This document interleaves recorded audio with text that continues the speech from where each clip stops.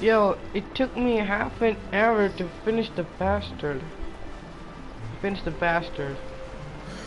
Sorry, miss. Finish the bastard. Like, he has electric and electro. I mean, electro, and a hydro. How one child. How does a one elemental guy has two things at once?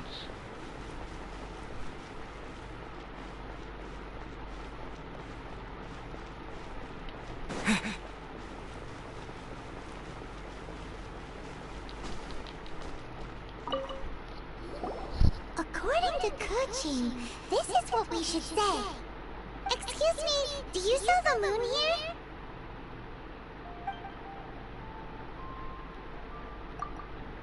Yes. How many would you like? It's not convenient to speak of numbers here. Ah, well said. Please, use this to ascend to the chamber. Yes, speaking of which, are you two the guests that Lady Ningguang has arranged to meet with today? Yep.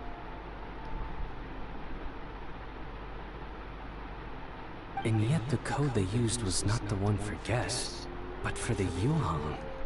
What's going on here?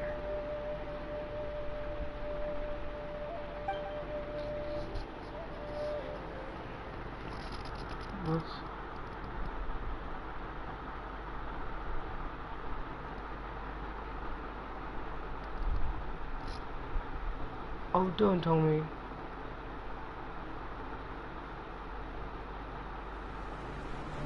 Oh, thank God. Paimon's exhausted.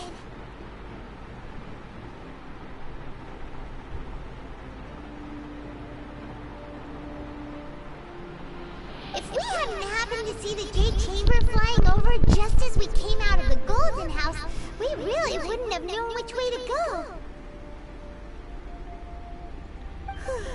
Did we make it in time? Is the Overlord of the Vortex still in the sea? What are you doing here? Huh? Hold on! It's the Adepti! What are you doing on the Jade Chamber? Paimon thought you were arguing with the Chi-Sing. Is the fighting over? Faced with the calamity of such magnitude, we have agreed to put our differences aside for now and unite against this common enemy.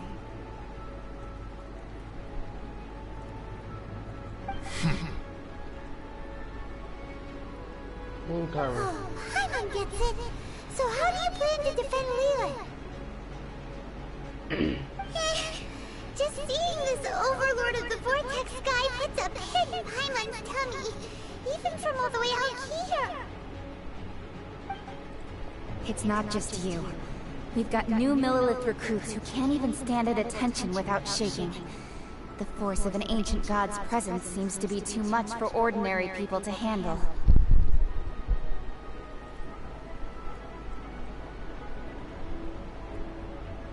Which is why we must stop that monster before it gets any closer to Liyue Harbor.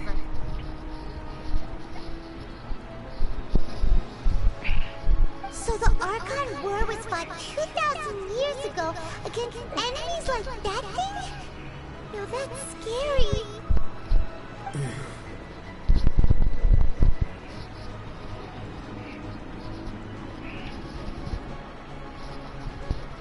So will the power of the Chi-Sing, Millilith, and Adepti gathered here be enough to stop that god? We've already discussed this together, and our conclusion is... not necessarily. What? But all of you were supposed to be the guardians of Liyue. Can't you think of something? One certainly could. Huh? The Chi-Sing did once research the matter of the Guizhong Ballista when it piqued their fancy.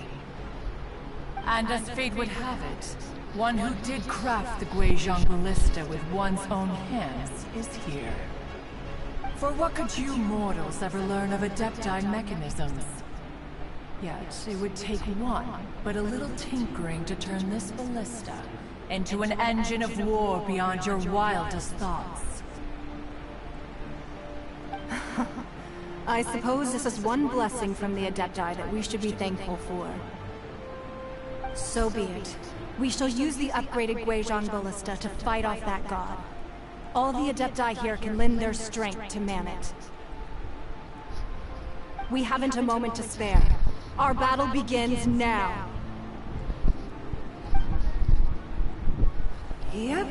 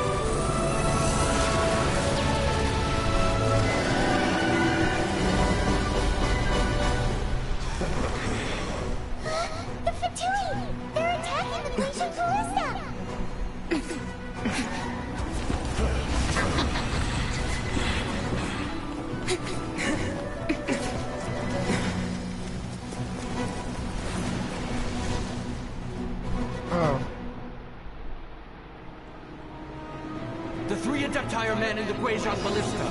Do not let the Fatui disturb their work! All able Millilith, with me!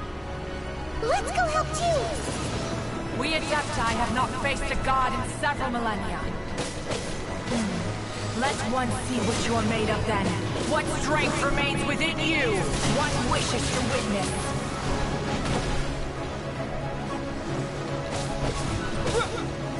No slacking off! You can't run! Well, I see through you! Don't be a killjoy! Don't push your luck! Don't push your luck! Can't run! Well...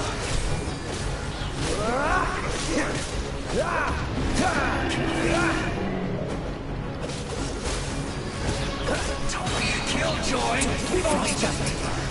I miscalculated. Disappear!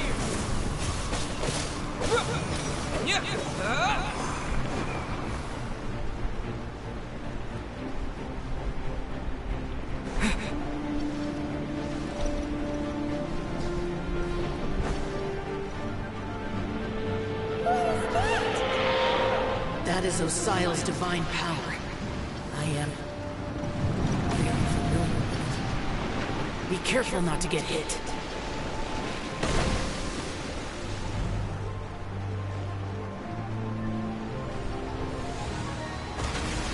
The Fatui! Their attacks are unrelenting! How daring. Snezhnai's diplomats will answer for this afterward. Every last one.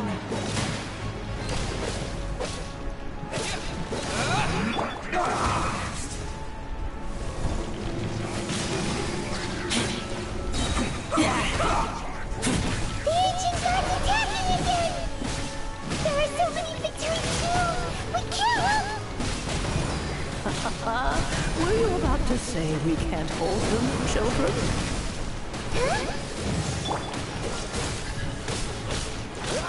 Don't lose heart. Here, take this. This is adeptal energy. That light from your body. It's like the time between your cars. Wow, it's Madam Pig's shockwaves. This brain is really strong. Let's dance. Hey, go, Barber. It's time!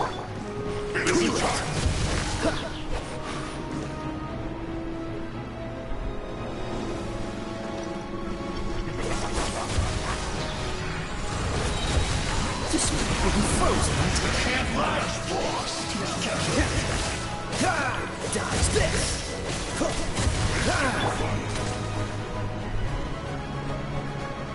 With the blood of the Chilean, I guard you against evil!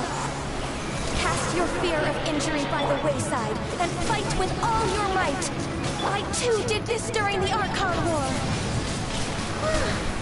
So this is what Gunny's like in a fight!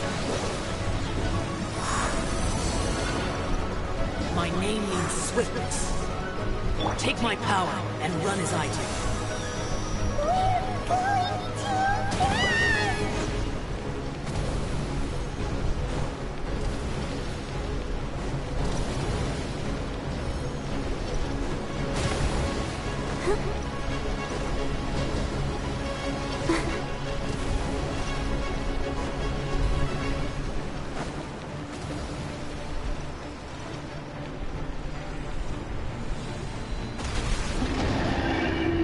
Child, you are strong in body and spirit.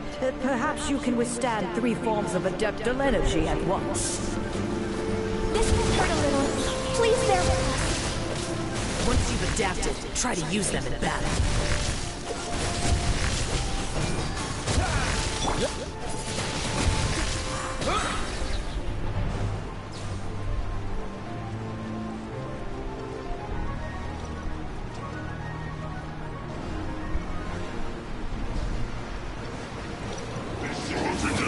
With the wind! Yeah! Wind break! Oh, so sorry. Dodge this!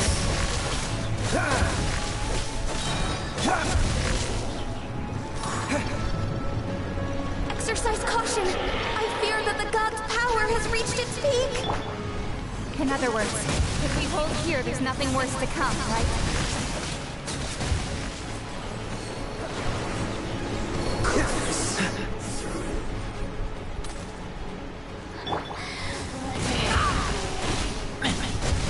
Take me back.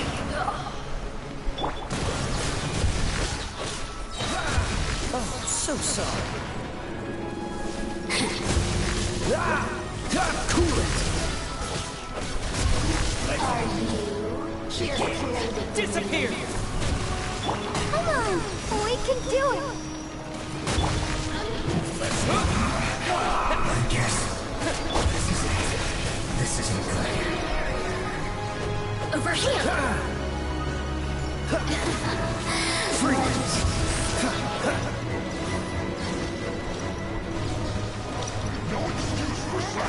This one will be frozen in time. The Fatui numbers are thinning! Fight on, comrades! Once we finish this runoff, the Adepti will be able to deal with the god in peace!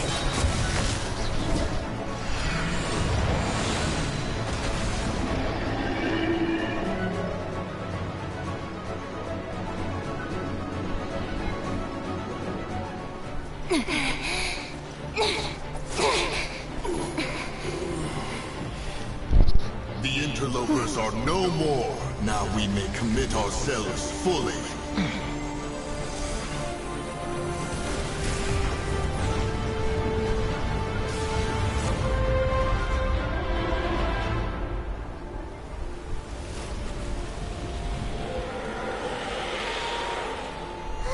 It's working! We just need to keep this up!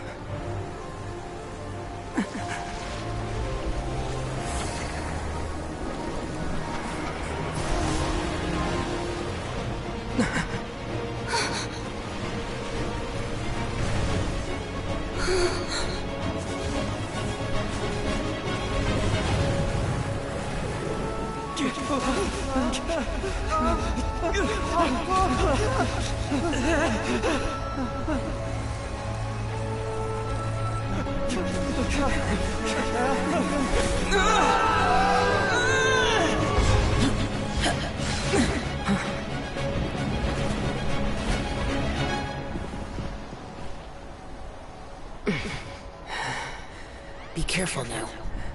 The Guizhong Ballista is destroyed. Without its covering fire, retaliation shall be difficult. But the Jade Chamber is our last line of defense. We can't give another inch, no matter what. I have another idea. What do you mean, Lady Ningguang? I'll sacrifice the Jade Chamber. What is the meaning of this? I understand. Traveler, lend me a hand.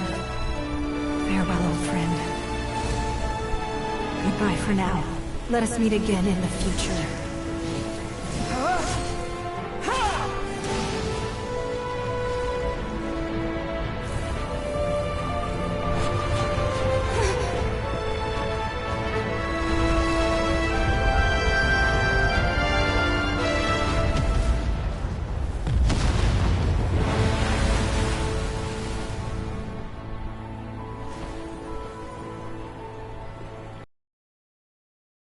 The Geo and Hydro.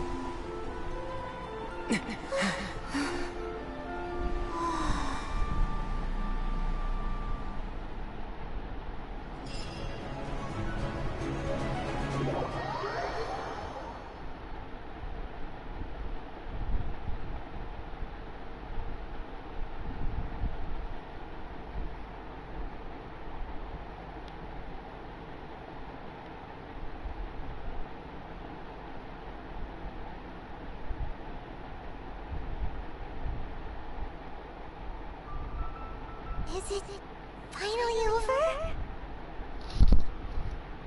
The ominous aura of that monster has indeed begun to fade.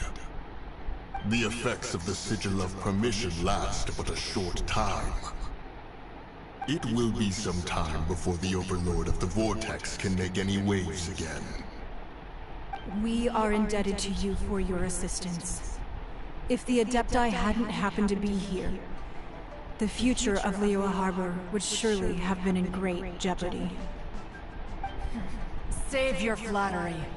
We didn't just happen to be here. Surely you won't pretend to have forgotten the reason for which we came. Come now. There's no need for such harsh words, Cloud Retainer. I've heard that when Ningguang began learning to do business, she had already started setting aside part of her then limited income in preparation for building the Jade Chamber. At first, it was only the size of a small room, but with continued expansion it has become the palace that lies before you now. It is a testament to Ningguang's entire life, both as a businesswoman and as the backbone of the Liyue Qixing. Seeing the Jade Chamber destroyed in the defense of Liyue means much to her. To me, such cooperation and sacrifice deserves at least some recognition, don't you agree? Well, I was really hoping you would say that such sacrifice could at least be used as some leverage in our negotiations. Thank you all for hearing me out. We know very well why the Adepti came here today. But please forgive us. We cannot yield to your wishes.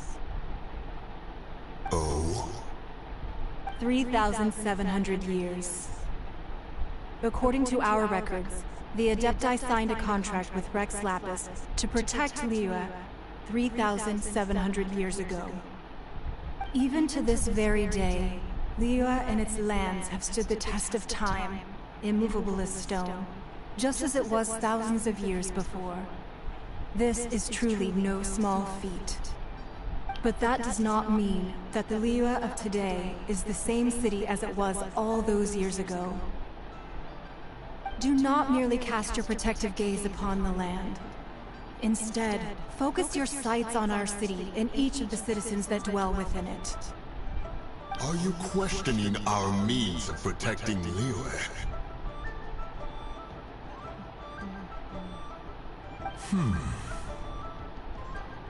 I mean no offense. I simply hope that our Adepti forebears would see Liyue in a new light. Forebearers, you say? One doubts you would be fit to be part of such a lineage.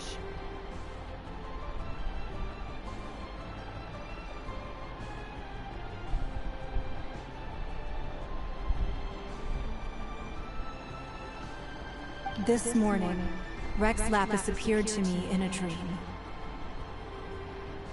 What? In the dream, I yearned to tell him that we Qixing, though mortal, are equally bound to the contract.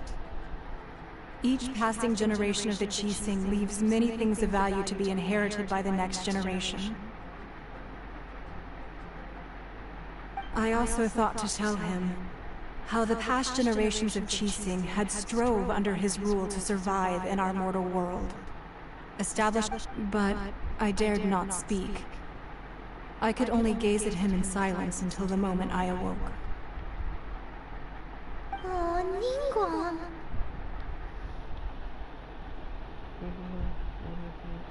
Yet another perspective. What are you trying to say, Outlander?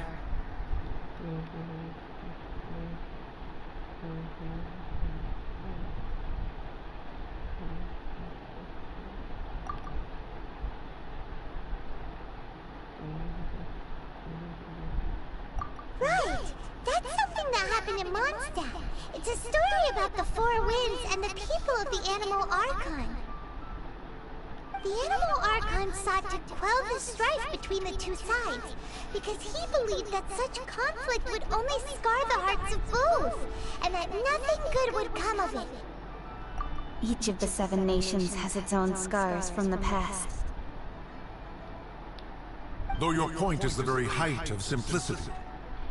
As Adepti, we've become a laughingstock, to be chastised thus by an outlander who has lent us such succor. All right, all right. Didn't Ningguang suggest that we should focus on the city and each of its citizens? I know I already have, so why not see for yourselves? I apologize for appearing in full armor.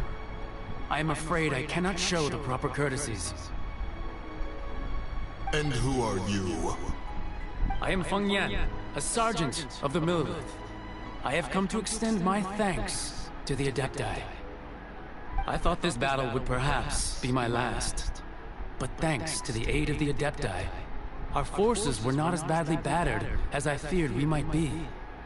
Although I am a mere mortal soldier, I promise to hold the line and never betray the grace given to us by the illuminated Adepti this day.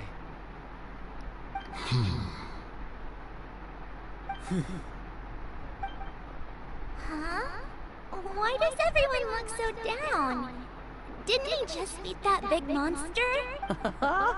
Weren't you frightened, dear? It was quite the predicament. I wasn't afraid. All the strong Millelith guards were there, and those powerful heroes with their visions were there. Everyone was there. When danger is near, everyone always protects me. And the rest of the time, they make fun toys and tasty snacks and loads of things that make the harbor so pretty. Thanks for protecting Liyue Harbor. Please come visit us for the next lantern ride. Unfortunately, we wouldn't be able to participate. Huh? Because we are Adepti. Oh, okay. It must be hard being an Adeptus. Aww. You see, this is what Liyue is like today. The country of contracts is grateful to the Adepti for their protection. But it is no longer necessary for the city to rely on the Adepti's power to solve every little niggling matter. Although their blood is weak, there is still strength to be found in those we call mortals. The time of contracts between gods and Liyue has long since passed. Now is the time of contracts between Liyue and its people.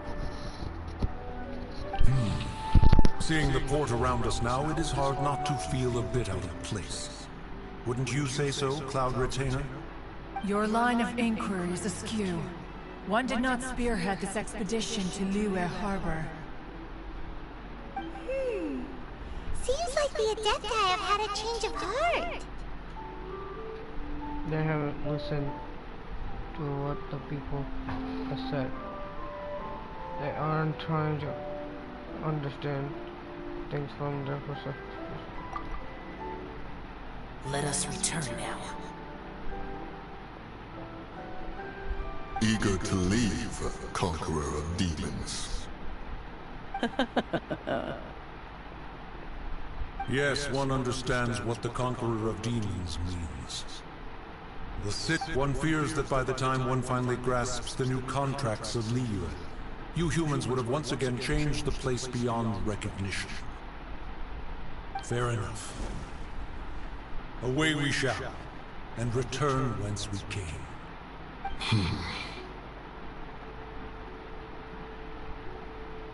Since we Adepti have consensus, then one shall persist no further.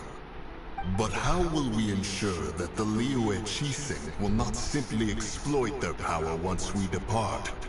In my view, that is still a thing to be guarded against.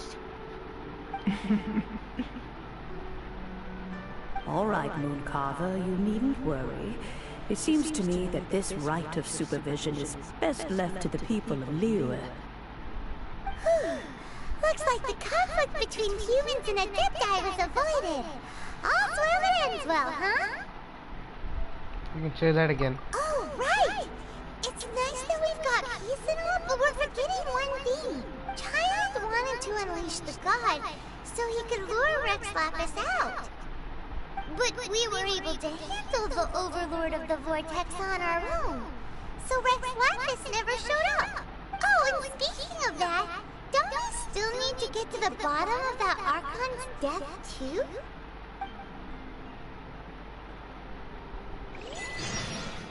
Paimon doesn't get it.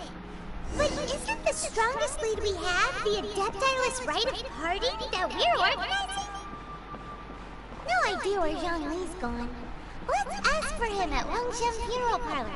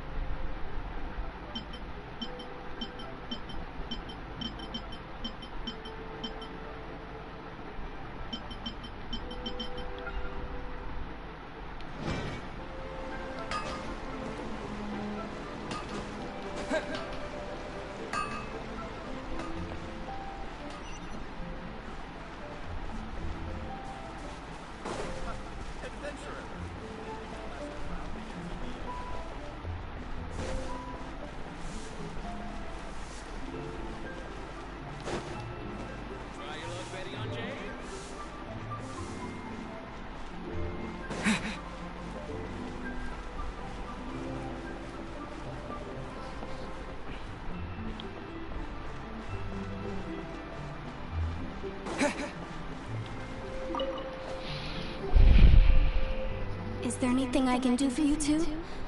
I'm afraid that Wangshen's funeral parlor isn't in the best state to receive guests. We've come to see Zhongli. Could you please tell him we're here? Unfortunately, Zhongli isn't here at the moment. It seems he went to Northland Bank. Doesn't the Northland Bank belong to the Fatui?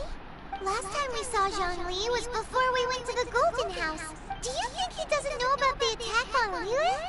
Visiting the Fatui at a time like this could only mean more trouble. We had better go and make sure...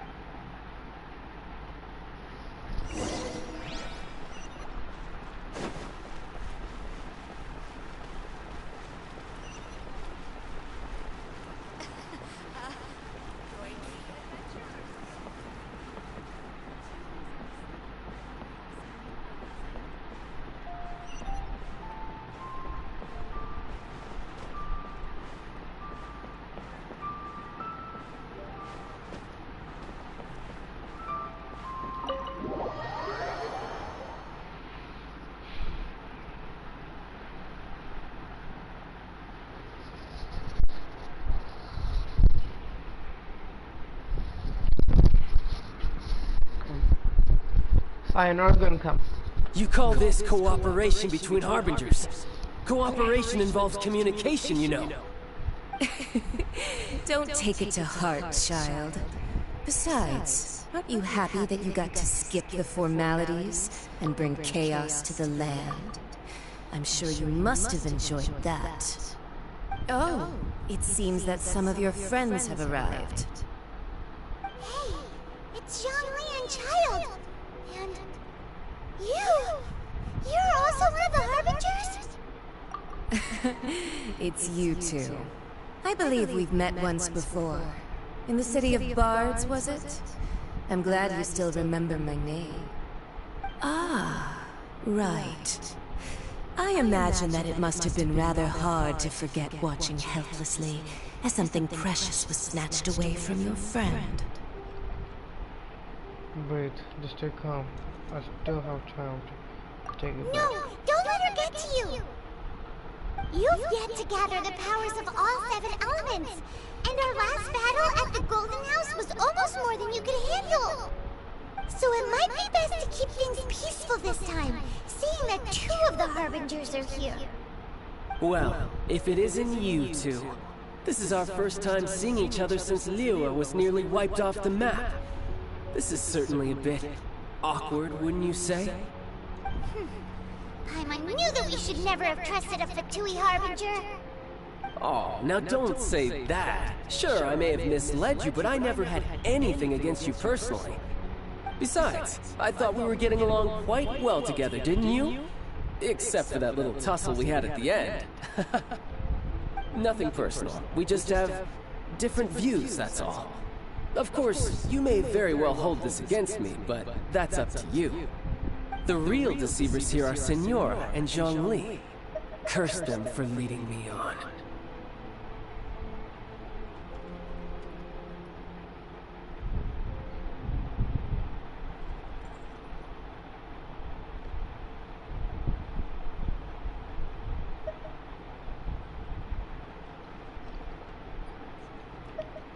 So actually, I think... Stop wasting time, child. There'll be plenty of time to chat once I'm through here. You remember the agreement, Morax. Now, if you would be so kind. The Gnosis, please. Gnosis? The agreement? The agreement. What in the world are you talking about?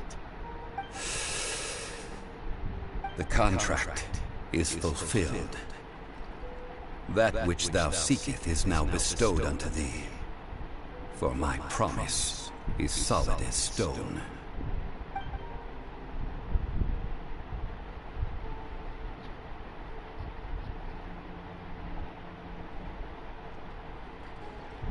How sanctimonious. So John Lee exactly like my hopes. I did have my suspicions. What? So you're the Lord of Chia? No, wait! That's an exciting twist and all, but why give the Gnosis to the Fatui? I do not give it for free. I give it as agreed upon in the contract. For it is a matter solely between the Tsaritsa and I.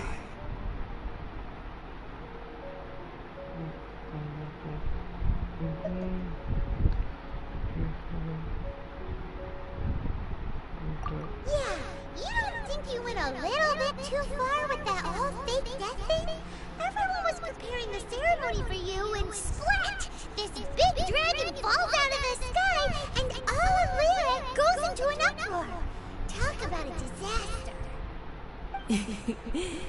Gathering all the forces that had been bubbling behind the scenes, and then stirring them together in a pot that was bound to boil over.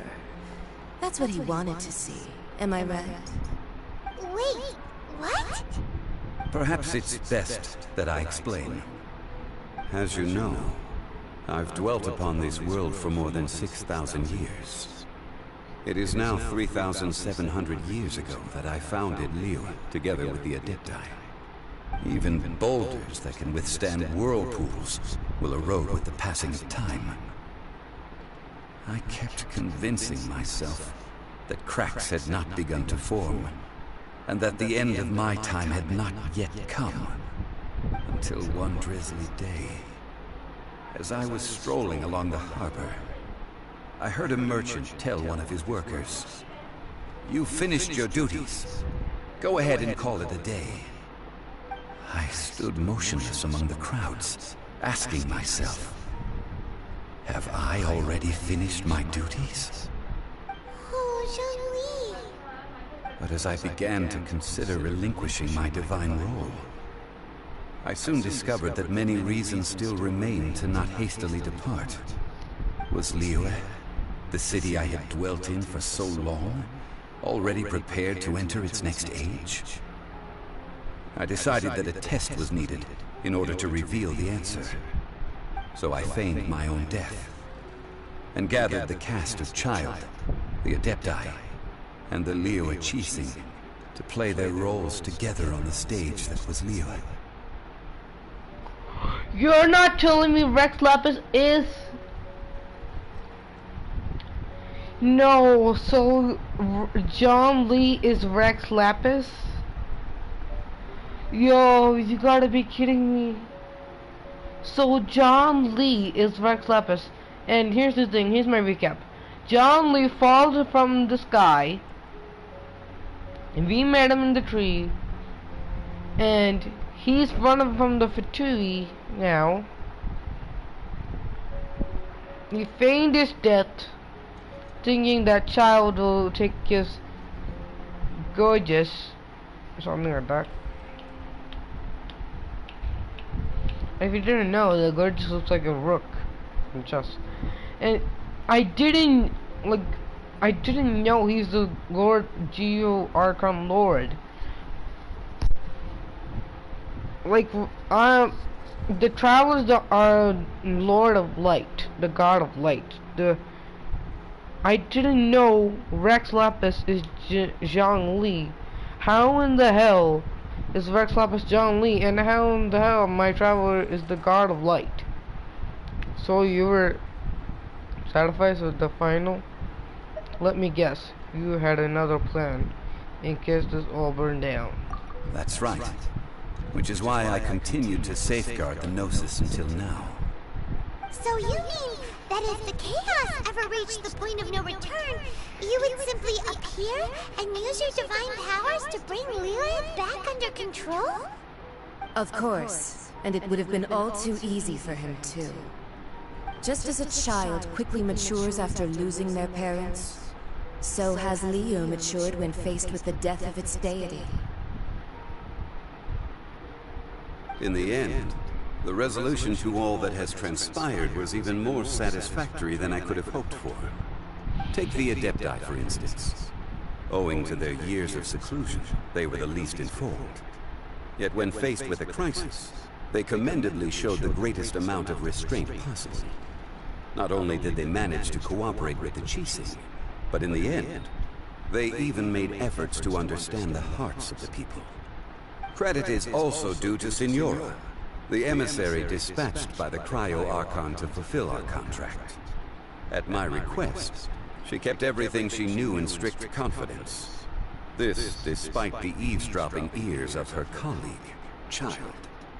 This meant I could remain as Zhongli, even having the chance to fulfill the age-old traditions of Liyue in this mortal form. Thank you for joining me on this journey, Traveler. All of these things turned out as I had planned. There is only one thing that I had not anticipated, and that was the conduct of the Liyue Qixing. I had expected them to do no more than the Adepti, to come to the defense of Liyue. But when all was said and done, they seized the opportunity to supplant Liyue's divine protectors, and used the subsequent power vacuum left by my death to quickly gain complete control of Liyue. Huh? That doesn't sound good at all! On the contrary, I think it is excellent. I had always feared that it was too soon for them to take over from me. And it was also that which I longed for the most. As such, this is the best parting gift anyone could have given this god of old. Hey, what about me? Doesn't anyone feel the least bit of remorse for deceiving me? You've practically kept me in the dark! I think that thanks would be more appropriate. You certainly played no small part in all of this, wreaking havoc and turning the city upside down. The Lord of Geo ought to thank you for your performance, if anything. If you hadn't created the pressure of a battle between mortals, Adepti, and a god, the lump of coal resting in the hands of the Geo Archon, Liyue, would never have been able to become a dazzling diamond of a city. Huh? Just whose side are you on, mocking me like that? Are you itching for a fight? We're both equal fooled. You have really embarrassed yourself. Be that as it may, you've come out of this as the hero of Liyue. I, on the other hand, will be forever prescribed as a disturber of the peace, no?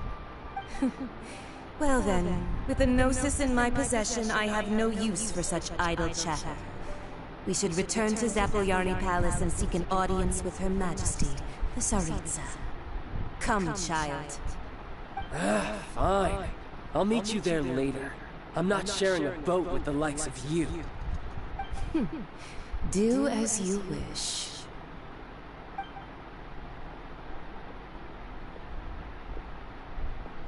Now then, is there anything else you wish to ask me? I didn't know what Cryo Archon offered you. What could possibly be worth it? Right! As Zhongli always told us, a good trade is a fair trade. Paimon has no idea what could be a good trade for a Gnosis.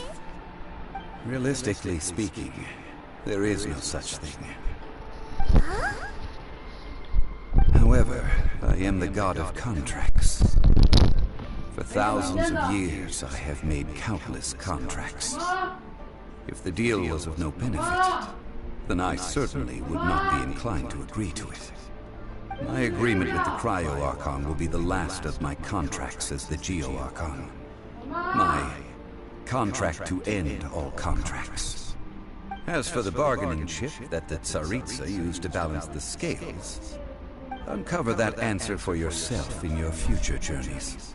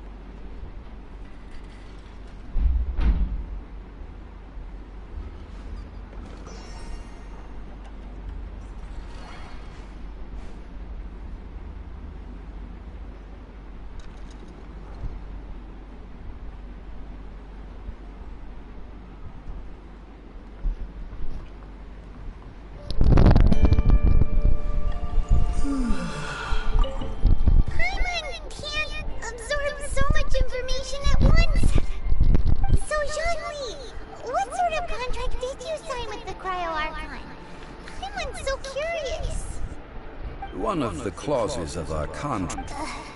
You're so petty.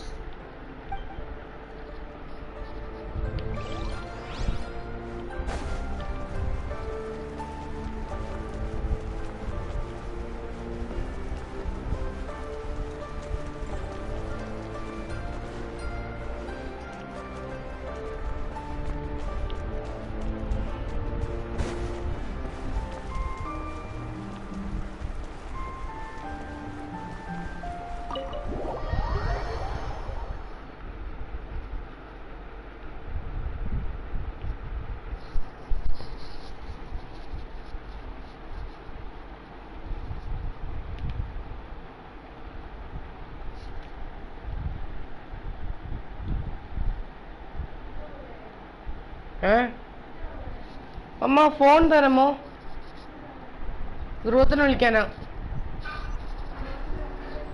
Today's the day of the rite of party. Although the star of the show is fake, we spent so much time trying to organize it, it would be a real shame not to go there now.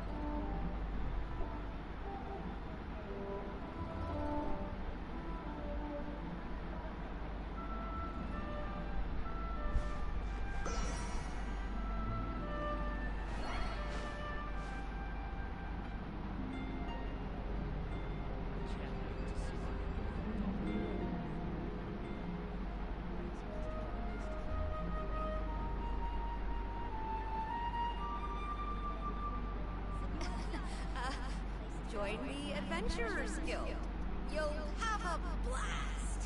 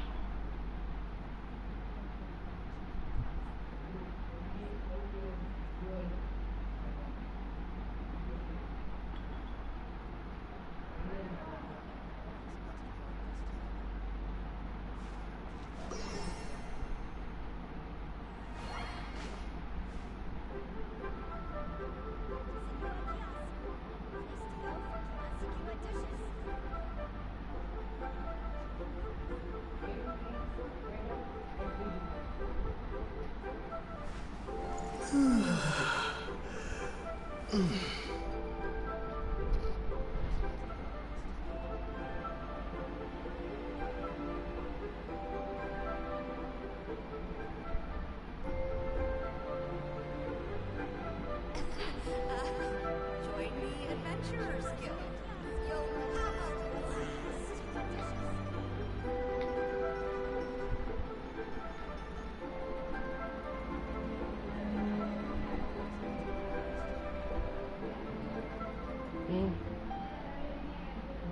കേറത്തില്ല.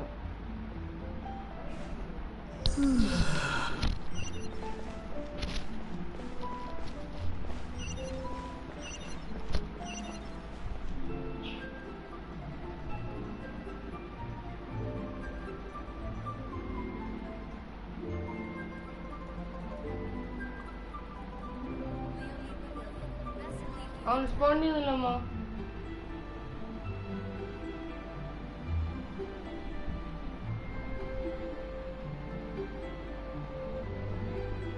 അവൻ respond ചെയ്യുന്നില്ല.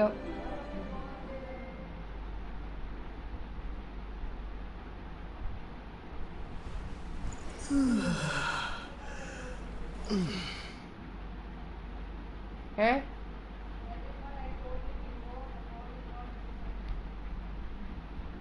Okay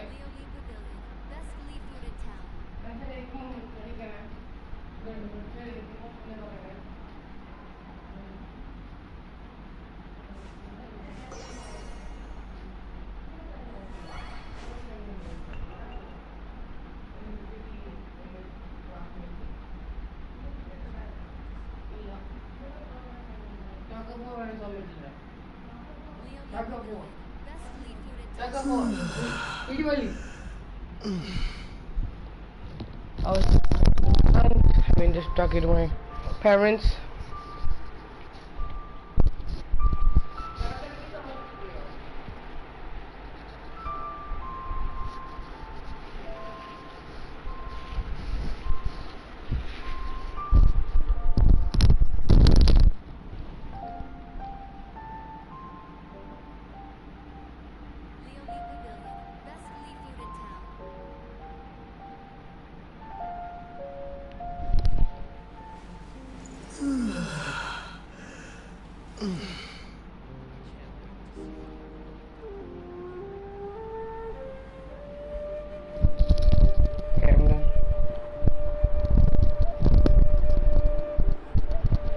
It took me.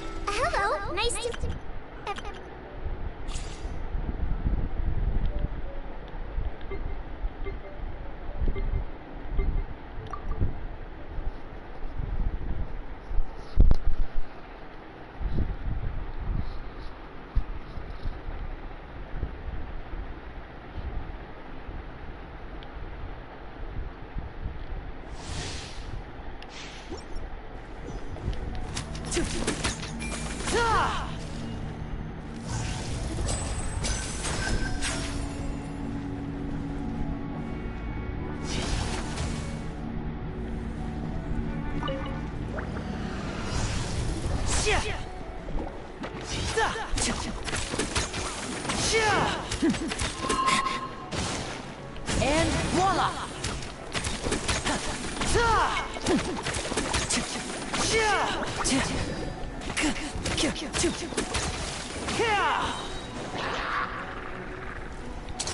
Let's get this show on the road! I'm going in!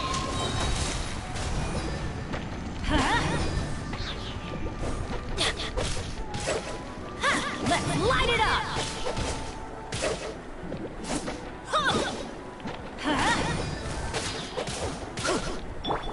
Out of my way!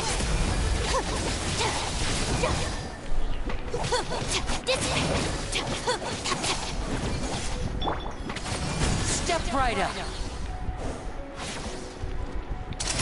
Here comes the finale. Hey!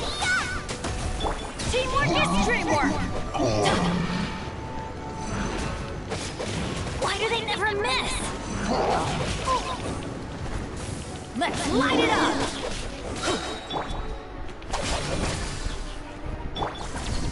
Nice and spicy! I'm going in!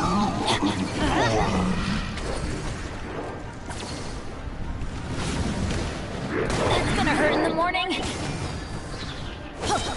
I'll settle this. That really hurt! Everybody stand back! Let's light it up! A round of applause! Now disappear!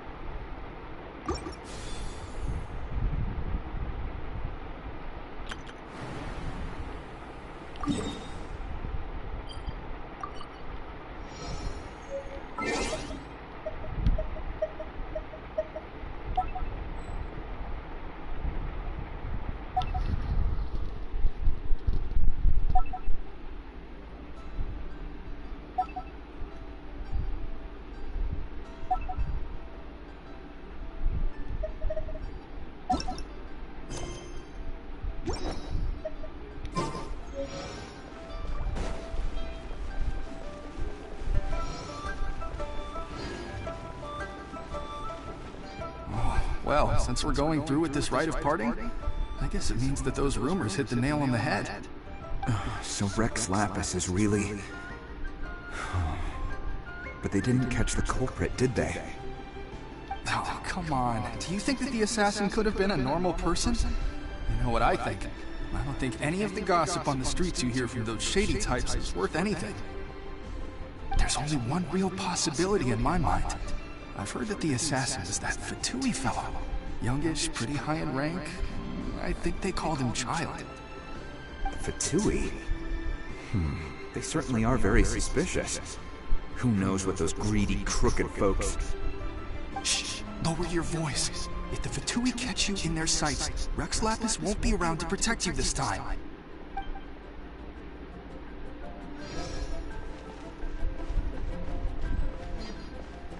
You know that god from the ocean couldn't have just shown up out of nowhere. I mean, it's been 2,000 years since Rex Lapis subdued it. Yes, and to think that this happened right on the heels of the incident with Rex Lapis, too. Say, do you think the person who assassinated our lord and released that evil god might have been one and the same? Now that you mention it, that's very possible. Yes, it's very possible indeed. I mean, it all fits together. That person must have colluded with the evil god to harm Rex Lapis. Oh, that wicked, black-hearted scoundrel. Still, what sort of supernatural prowess must this person possess to be able to do such things? I have never heard of such a person in all my years. Ah, forget it. Guessing's no use to us. Look, the Millelith over there looks like he's about to make an announcement. Let's hear what the Ministry of Civil Affairs has to say first.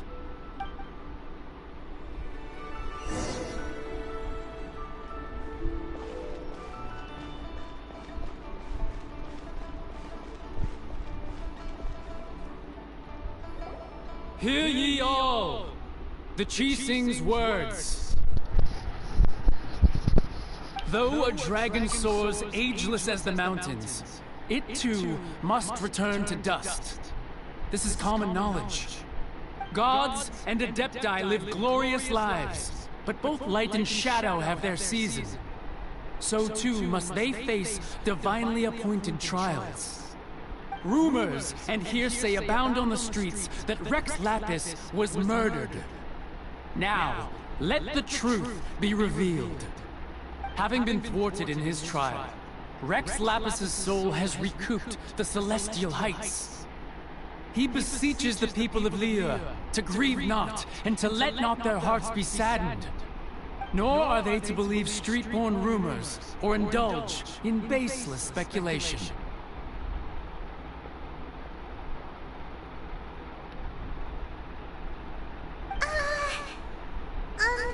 Diamond needs a translation on what the Qixing's announcement said. They said Rex Lapis was murdered. They said Rex Lapis died because of trial. So that's how they're spinning it. Something feels off. Why would they suddenly give up looking for the murderer?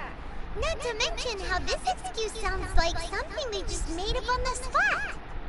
Could the Qixing already have known that Rex Lapis wasn't dead? But Zhang Li said that neither they nor the Adepti knew anything.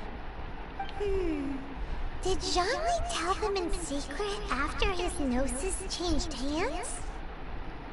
I think we have hit the bullseye this time. Exactly, right? Ooh, seems like the rite of parting has been going on for a while now. Let's go have a look.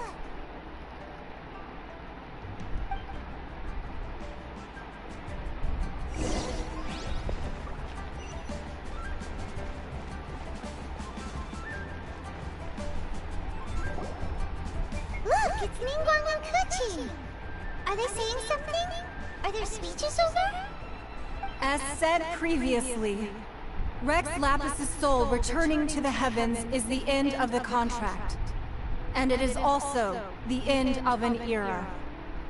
3,700 years of contracts burnt and reduced to ash. We, the people of Liyue, were indeed prosperous. But blinded by our prosperity, we forgot that time can be pitiless. The long, unending dream of our Archon walking among us. Now that we have awoken from our dream, we must learn to say farewell. Will you stand with us as we re-establish our contracts? As we build a new age of prosperity? So concludes the words of Her Eminence the Tianquan. Does Her Eminence the Yuheng have anything to add?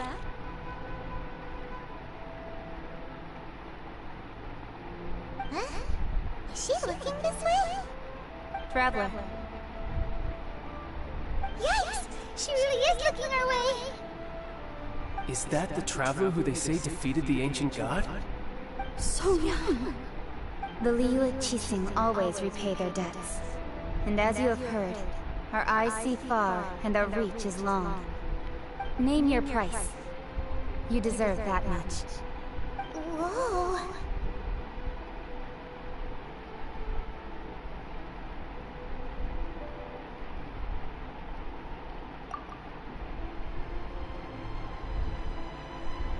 Well, could you help me put up some missing person posters?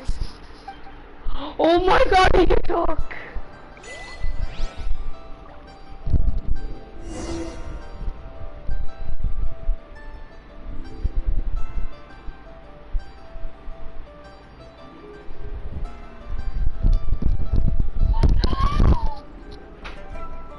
You can talk. You have talking. You don't need to. Yo, let's go today.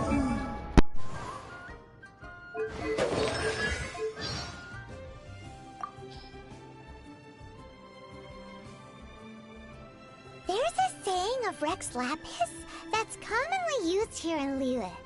Paimon thinks its rough meaning is don't play with your money. It's because the first Mora were minted from his golden form and given to humans in trust. Kaya sure seems to enjoy playing with his money. And that's why you shouldn't learn from him. Well, as a child, I was taught not to play with my food. Yup. You've got to respect your food. What are you looking at Paimon for?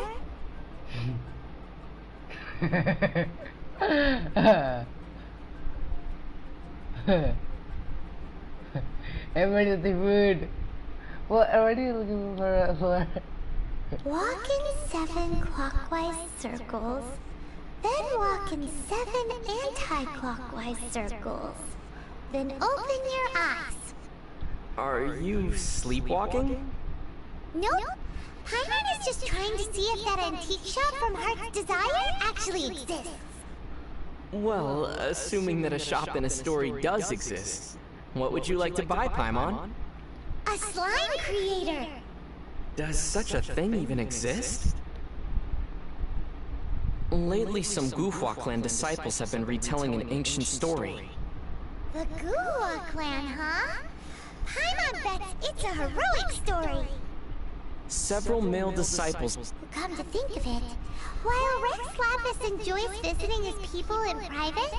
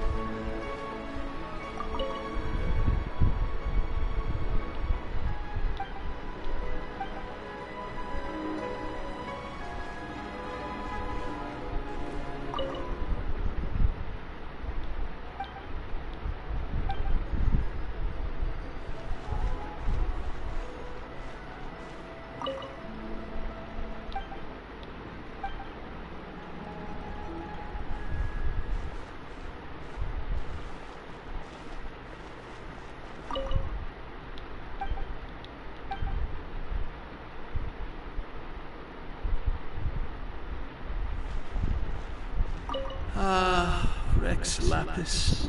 Rex Lapis. Now that I think about it, if everyone's of the same mind as me, perhaps mementos for Rex Lapis might be the best short-term business opportunity. And to think I'd put my best perfume on before coming here, thinking you'd like it. But it seems as if those perfumes really were meant to be offered to Rex Lapis. Well, that's fine. Suffer no rivals in love, they say. And that's 3 gone in 1 stroke.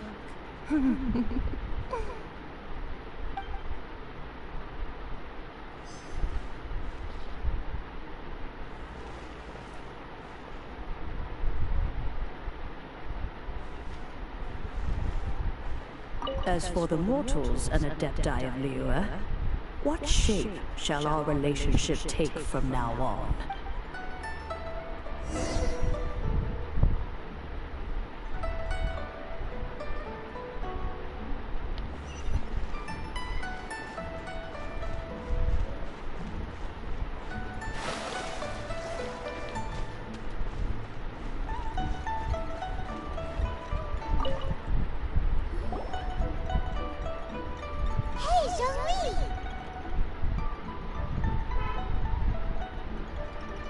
Look at this! Everyone in Liyue is caught up in their emotions, thinking that they'll never see Rex Lapis again! And here you are looking all relaxed! Why would I not feel more at ease after laying down the burden I have borne for 3,700 years? Right. If the two of you can spare the time, I should treat you to a meal at the Shinya kiosk. Ha! That sounds like big talk, Zhongli. Paimon might have believed you if you were treating us to some third-round knockout, but you'd have to pay out your nose just to stand inside Shinya kiosk. Are you sure you can afford it? You're right. I do like the Mora. You have been this way, this entrance, but why would Mora lack Mora? As the Rex Lapis Morax, I can easily create Mora. But since I have chosen to walk this earth as the mortal Zhongli, I should abide by the same rules that mortals do. When I was journeying with you, though I still had the Gnosis in hand, I knew that I must soon retire from my role as an Archon. So I had to rehearse a little for my new life.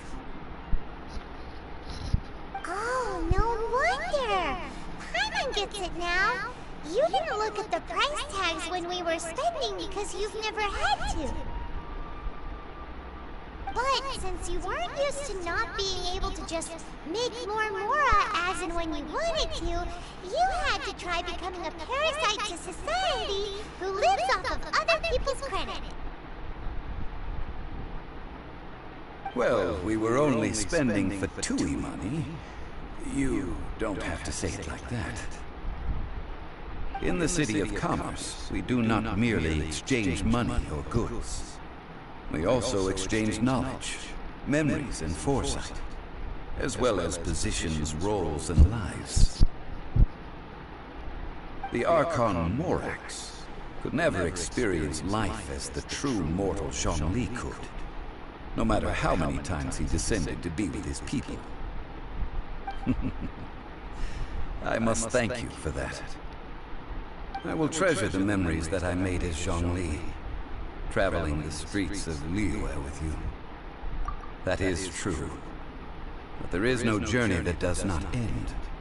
No meetings without partings. Paimon thinks that we should make a move and continue our search for the Seven. I fear that continuing your journey may be difficult. The nation that neighbors Liyue by sea, Inazuma, is presently closed. Who's the guard of local? The Electro-Archon Ball. And just as the people of Liyue preferred to call me Rex Lapis, she too goes by another name among locals in Inazuma. Paimon thinks we've heard that one before. Raiden? That is the case. And since Raiden is also the Shogun of Inazuma, people call her the Raiden Shogun.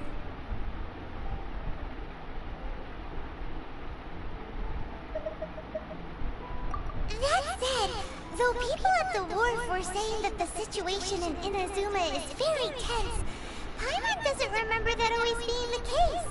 It wasn't that bad last year. Zhongli, since you're Rex Lapis, shouldn't you know something about what's happening there? Just how did Inazuma become a closed nation? It's because of visions. Visions? When faced with circumstances beyond their control, humans often bemoan their lack of power. But if a person shows true strength of will at a desperate and fateful moment in their life, this is what visions are. Magical foci bestowed upon those who have been acknowledged by the gods. Uh-huh. That's how people in Tibet see it. But starting from last year, the Raiden Shogun began promulgating the Vision Hunt Decree. Vision Hunt Decree? Yes. It was an order to seize all visions within Inazuma's borders, and to inlay them upon the hands of the statue of the omnipresent god. They want to seize visions. But why? Aren't visions blessings from the gods? I should think that in the Raiden Shogun's eyes, it is precisely because they are divine blessings that they should be under the sole dominion of divinity. Whoa, that's harsh. The Anemo Archon is the god of freedom, and the Geo Archon is the god of contracts. For her part, the Raiden Shogun is the god of eternity. It seems as though she has finally decided to eliminate any unstable elements that could pose a threat to her eternal realm. The fact that even I, the oldest of the seven, have now passed away, will only strengthen her resolve to pursue eternity. It's very awkward that he's dead, but at the same time, it's very funny that Zhongli at the same time he's dead, but in his human form he's alive. Yeah, TV will be off in 5 minutes. It's very funny that he's dead at his dragon form, but he's not dead on his human form, because it's like Transformers, like for example Optimus Prime. He's not dead on his core, on his crystal core, because if you put this crystal core on this other Autobot, he's still alive. If someone shoots the crystal core, he's dead. But his former body's dead. Like that, John Lee's former body's dead, and his former human body's not dead. It's very and someone oldest seven passed away. It's very funny. Knowing her, she must have again quoted that adage she is most fond of when proclaiming that decree to her people.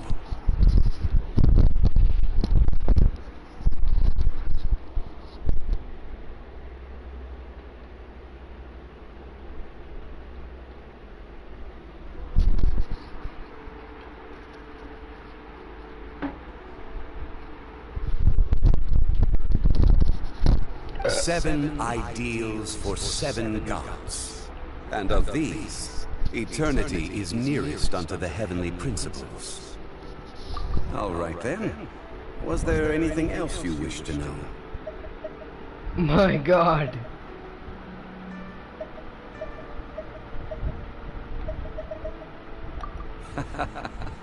Ah, that was a good one.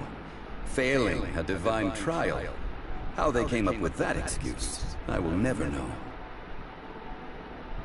That said, the reason why the Chising were so eager to resolve the incident and stop pursuing the culprit was indeed because they received news in secret that Rex Lapis was not dead. I hinted as much to the Adepti as well. How did I accomplish that, you ask? Have you ever heard of this particularly convenient Adepti art known as gifting dreams and visions? All right then. Was there anything else you wish to know? Yeah, about that. Before the Qixing made their announcement, we listened to a lot of people talking on the way. Most of them put the blame for everything on Child. These are indeed false accusations. But it remains undeniably true that Child did send people to the Jade Chamber to prevent the Adepti and the Qixing from defeating the ancient god.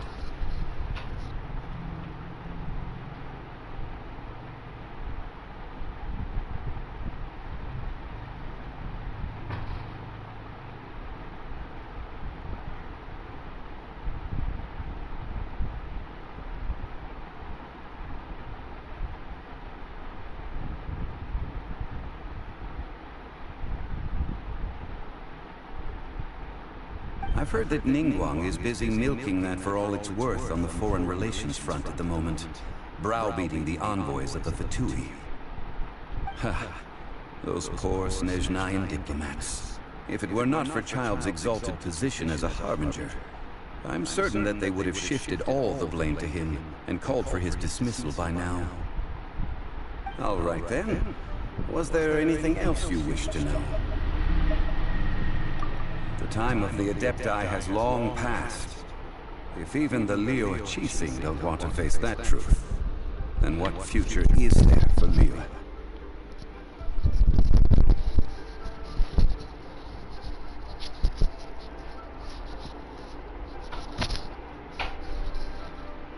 Kuching is absolutely right in saying this.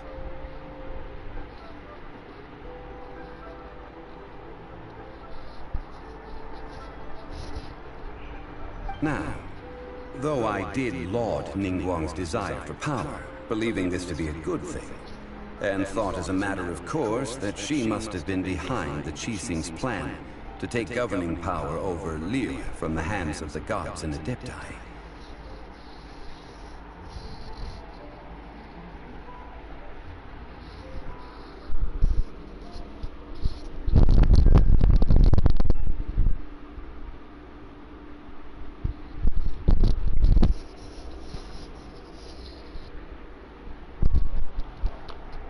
The original person who brought up the idea of seizing power have been... All right then. Was there anything else you wish to know? Yes. How now? Well... No. That's right. Zhongli, now that you don't have your gnosis, what's going to happen to all the Morin to that? Since Morax is dead, are they all just gonna disappear? Also, isn't the Golden House the only mint in the entire continent? Will it even continue to work? The Mora present now will not vanish. But the Golden House will indeed have to cease operations for a lengthy period of time, since creating Mora requires the use of the Geo-Archon's power. This is terrible! We're all about to run out of Mora! The world is coming to an end! Yes, this is indeed a major issue from a financial standpoint. Well, I suppose we'll just leave such troublesome matters to the Liyue Qixing to debate. Then, did you at least set some private funds aside for yourself? Oh, a private fund. This does seem like a good, logical, common-sense idea. It's a shame. What's a shame? It's a shame that I didn't think of it at the time. All right then. Was there anything else you wish to know? Well then, I suppose you'll have to find a way to get inside this closed nation. Have patience. I suspect that some serendipity must first come into play.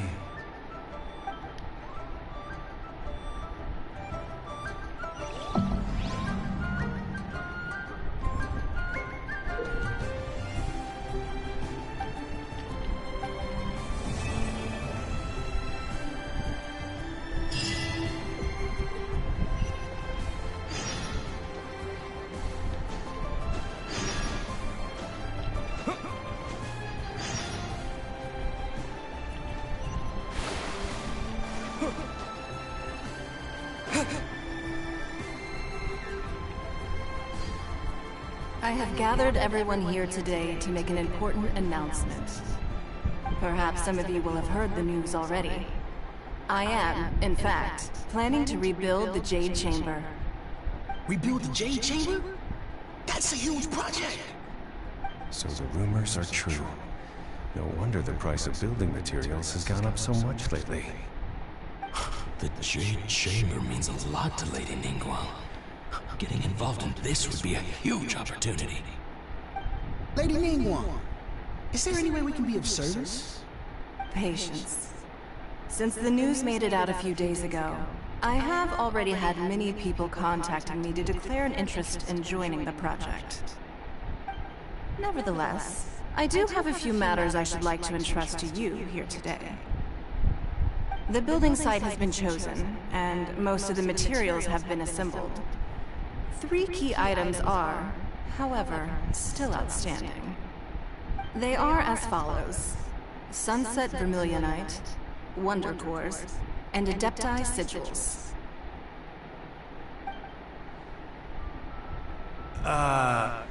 Excuse my ignorance, Lady Ningguang. I'm familiar enough with Plaustrite, but I've never even heard of those other 2.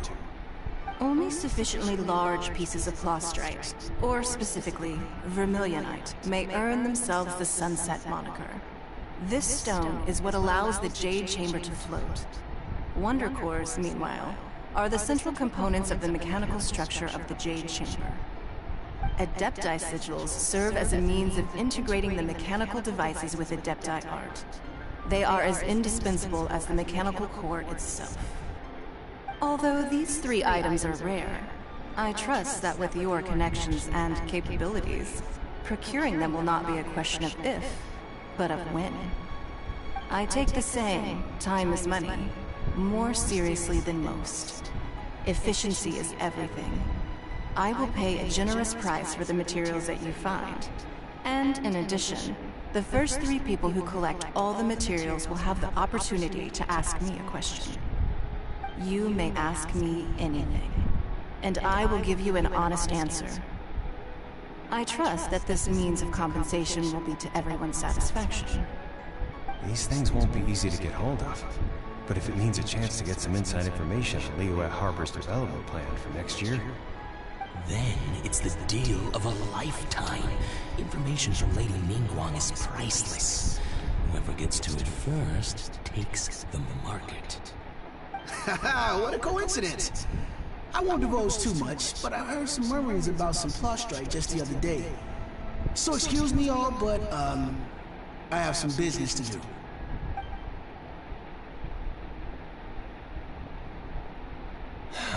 No. We better move quickly, or this opportunity will be snatched away from us. Ningguang's rebuilding the Jade Chamber? This is a huge deal! Let's get involved!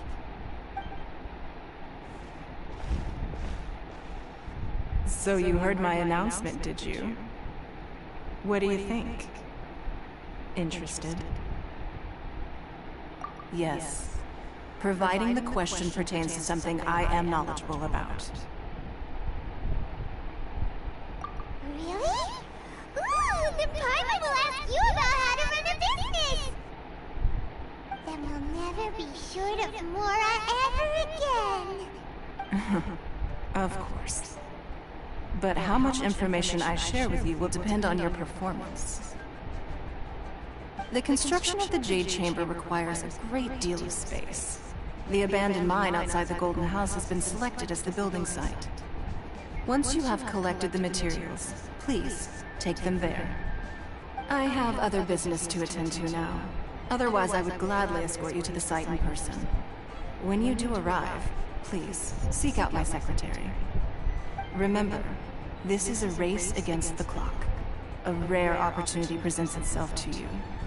Do not let somebody else snatch it from your grasp. Ningguang seems super busy. Come on, we better get going. First, we gotta get out of Yujin Terrace. Huh? Look! It seems like there's something kind of fishy going on over there. Ma'am, you seem like an eminent and distinguished young lady to me. I can see that you're easily gonna win this procurement contest Lady Ningguang has set up.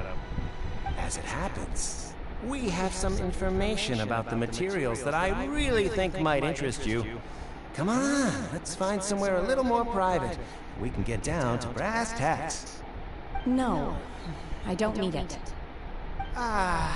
Don't be like that. Hey, come on! Don't go! Why don't you stand there after her? Oh, right, yeah.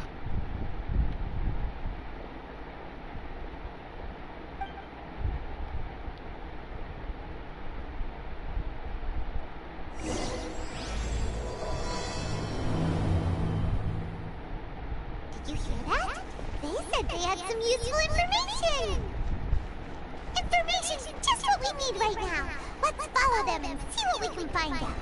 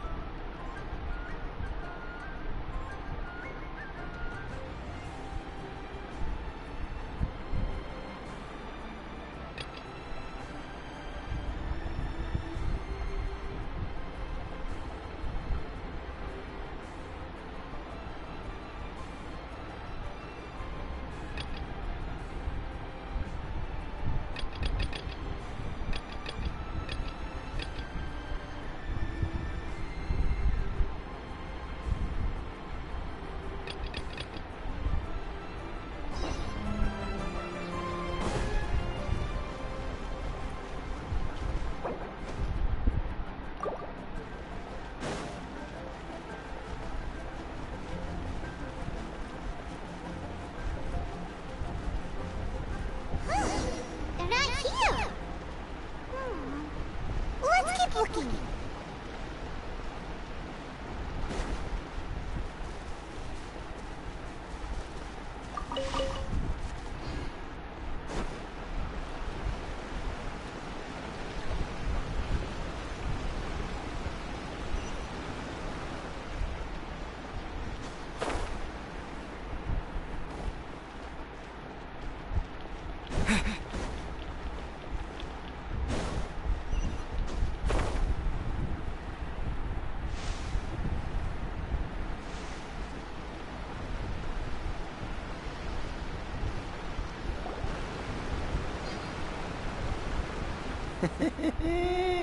Well, you look at that, ma'am.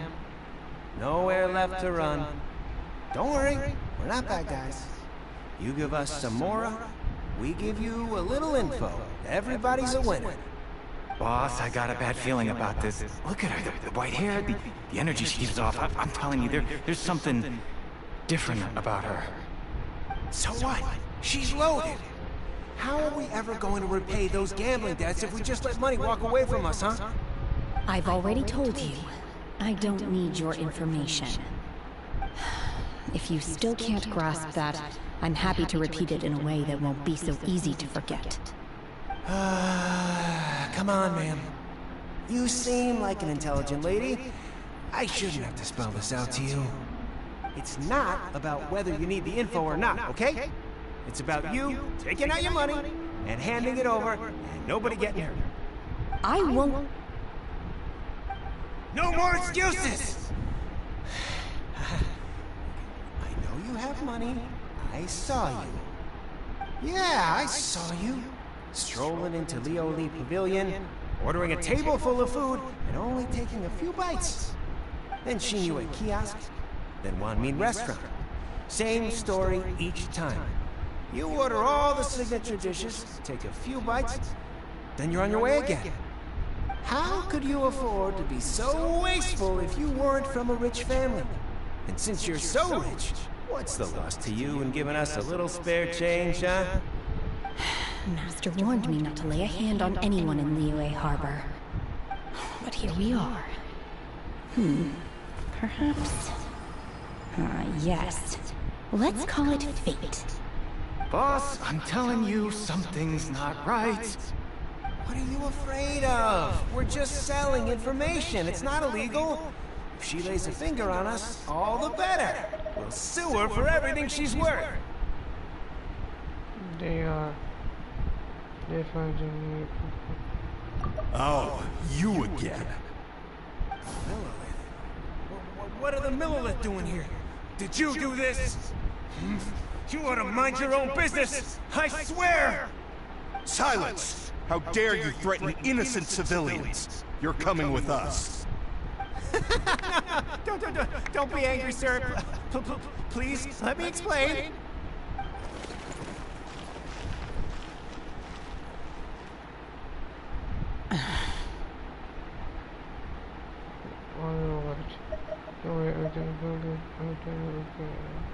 Shenhe. Shenhe? My name. Oh, so your name's Shenhe.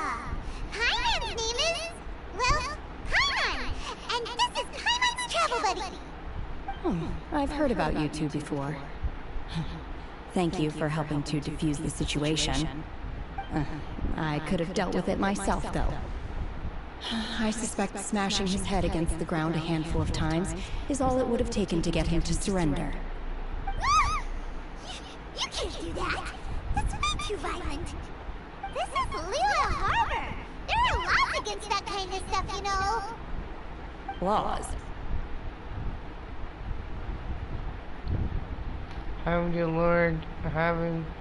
you heard of the law, Shinyan? No, apparently not. Really? So how exactly have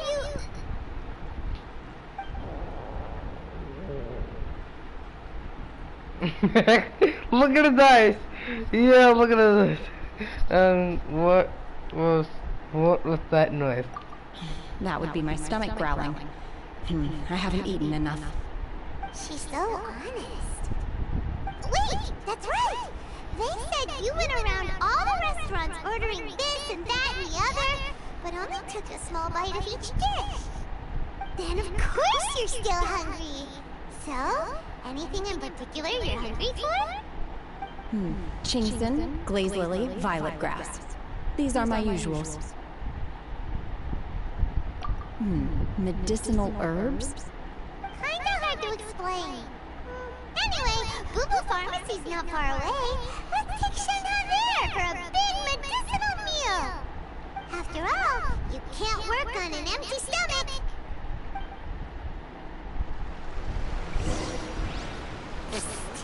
Do you think Shenhe might be an Adeptus? It seems like it's her first time in Liyue Harbor, and she doesn't seem to get how things work here.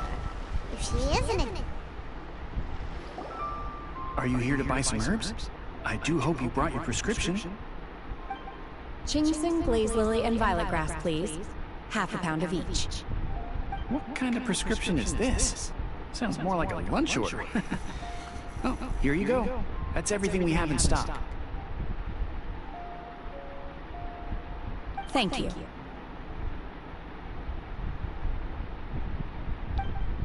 She's really eating them!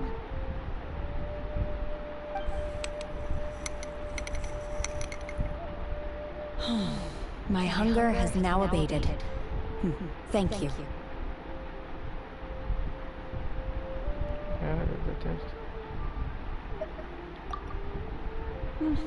Rather awful. Though they were not completely devoid of sweet fragrance. After consuming a large quantity of them, bitterness is all that remains. So, how come you chow down on these and barely touch the restaurant food? If Paimon had enough Mora, Paimon would go to the fanciest restaurant in town and order a whole table of food and eat it all in one go! Because I'm not sure whether I will remain here in the future. The food of the mortal realm is most delicious, but should I return to the mountains, yearning for the food here shall only pose an obstacle to my continued spiritual development.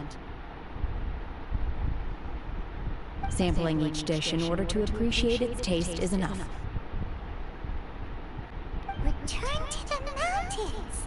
That she was an Adeptus. Enough about me. What are your plans from here? Oh, right! Paimon almost forgot! We came out to take part in the Rebuild the Jade Chamber competition! And now we're probably super behind because we've been held up for so long. I see. I heard something about the contest when I was passing by. Yep! You get to ask, were you interested in the contest too, Shenron? I came for the rebuilding of the Jade Chamber, but until this point I had no intention of joining a contest. However, you have shown me your kindness, and I would now like to lend you my assistance. Oh, don't worry. I ask for nothing in return. Wow! You really don't have to. But having an Adeptus help out will make things a whole lot easier, so...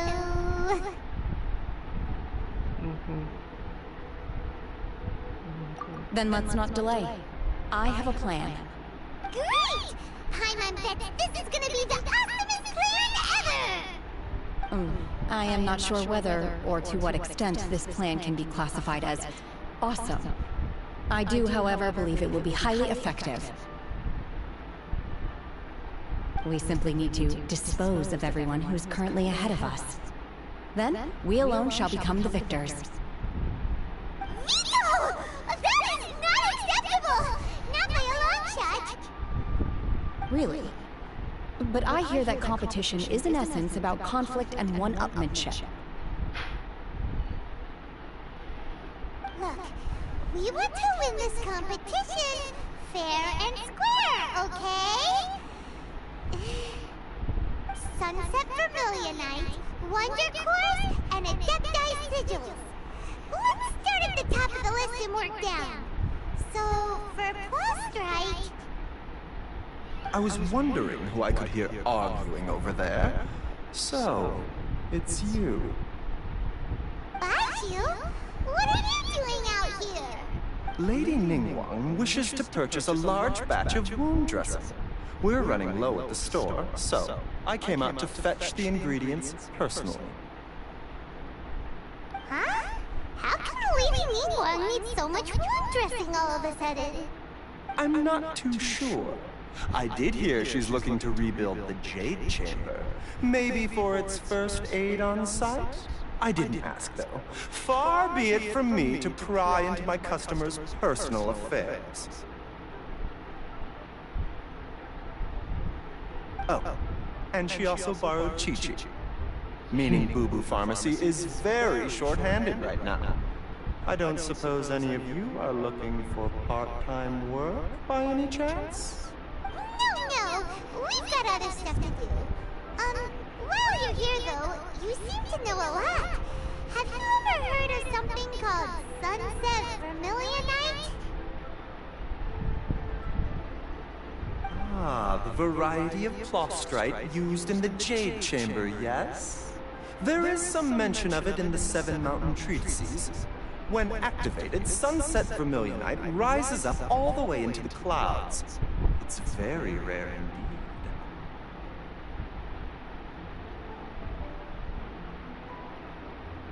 As far as the records show, virtually all Sunset... Okay then, let's go ask at the Fayum.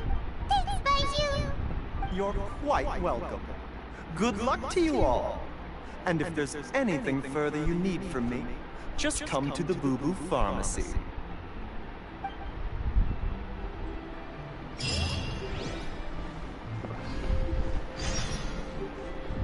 I'm so close.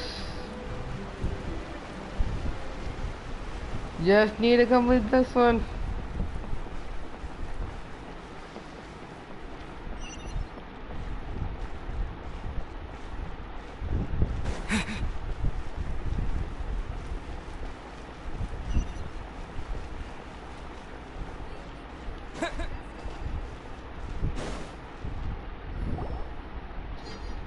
Master Xingqiu, thank goodness you're finally back. Oh? Why do I detect an urgency in your voice? The guild has had a whole string of strange orders in recently. Everyone's been completely caught off guard. Your father gave me specific instructions to ask you to stay and help out if I happen to see you. I see. Have someone sort the orders by type for now. I'll deal with them myself shortly. Oh, how wonderful. Thank you, Master. With you on the job, I can breathe a sigh of relief. Hey, Xingqiu! Glad you're here. We want to ask you for some information.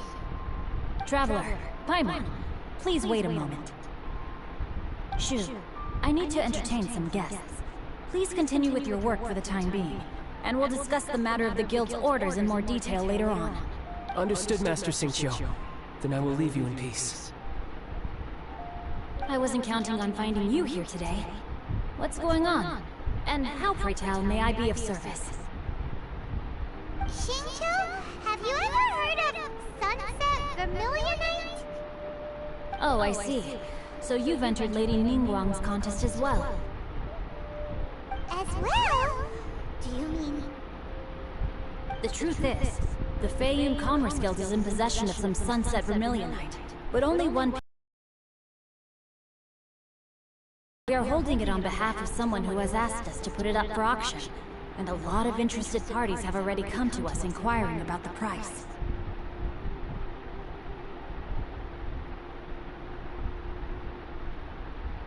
At the end of the day, it all comes down to supply and demand. In this case, I'm guessing the final transaction price may be in excess of 500 million mora. 500 million?! I don't think... Honestly, I would recommend that you don't bother bidding on this one. The price is greatly inflated, and it's just not worth it. But without any Sunset Vermilionite... Don't panic. I don't suppose you ever heard of Sea Gazer? Who? Sea Gazer was once very close to Mountain Shaker, but if I am not mistaken, he has already passed away. Yes, precisely. I didn't know anyone else knew about him. According to records of drifting clouds, Sea Gazer once built an abode to store his rarest and most exquisite treasures, among which was some Sunset Vermilionite. After Sea Gazer passed, the abode was abandoned, and its location was lost to time. Luckily, I came into possession of a stack of folk history books just recently. They make some oblique references to this lost abode, and after cross-referencing them against each other, I'm now fairly certain that it is situated in the Lisha area. That's great! But is it really okay for us to just go and take his treasure? Wouldn't it be a little, you know, disrespectful with him being an Adeptus? You needn't worry. As far as I understand, Sea Gazer was very open-minded. Even while he was alive, he wouldn't have let something like this bother him. Open-minded? I have not heard of Sea Gazer being described in this way before. May I ask where you read that? Just a rumor I heard out in the mountains. All right then, let's go. There's something about this young lady that reminds me of a good friend of mine. Oh, I almost forgot. Adepti abodes tend to have very ingenious designs, especially when it comes to their defense mechanisms. Plus, it's likely to be crawling with monsters after being abandoned for so long. So please, be very careful. Okay, we will be. Thanks, Xingqiu.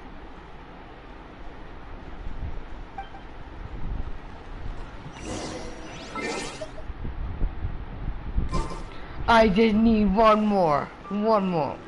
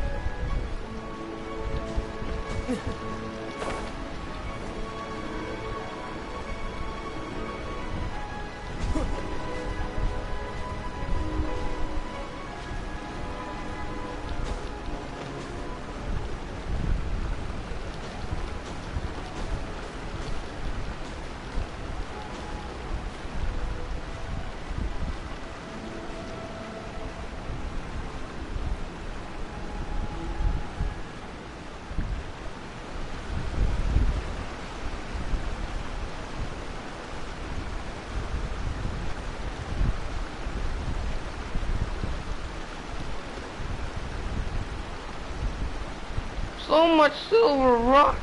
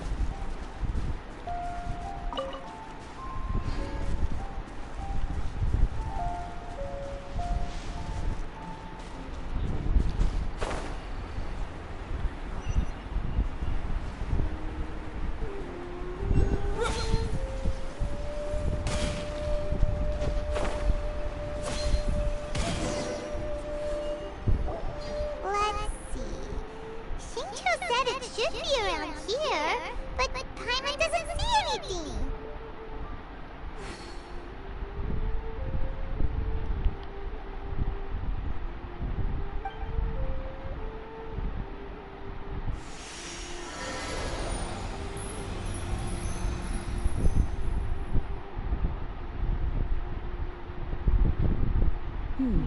This place was hidden using a special Adepti art. But now that I have removed it, we can inspect the area more closely. Wow, that's amazing! Yep, let's take another look around! Hey, look! Is that a Mycelium there?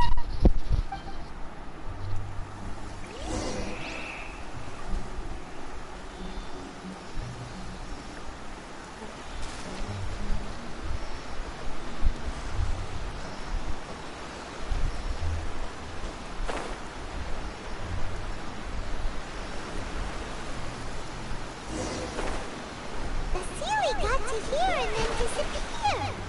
Should we...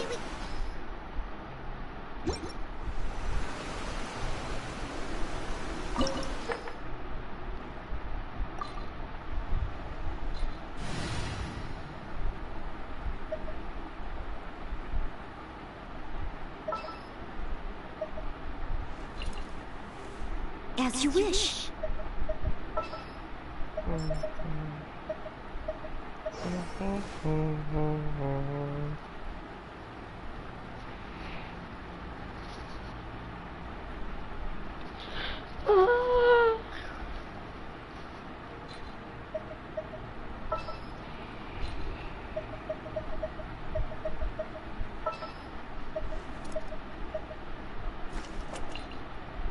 At the ready.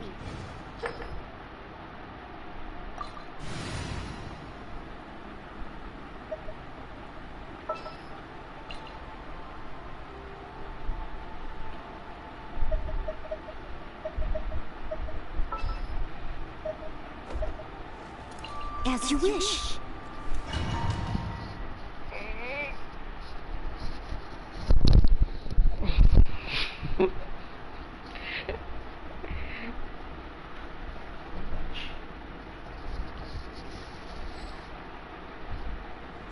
What? Were we at a waterfall just now? How did we suddenly end up here? Oh, so many clouds. It feels like we're high up in the sky. I believe this is the abode of that Adeptus. With any luck, the Sunset Familianite we're looking for should be in here. Really? Let Paimon see! Huh? Isn't that the Sealy from before? Look, it's gone and snuck beneath the clouds! And now that Paimon takes a closer look, the rocks and trees here don't seem complete. Oh, could there be something below the clouds?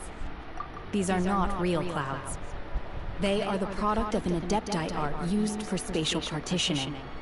If we want to go down, we must first destroy the mechanism that is maintaining the Adeptite art. Alright, then let's do it!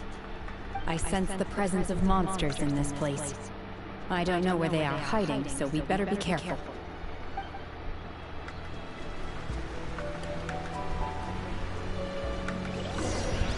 I knew it! I knew it! I knew it! I knew it!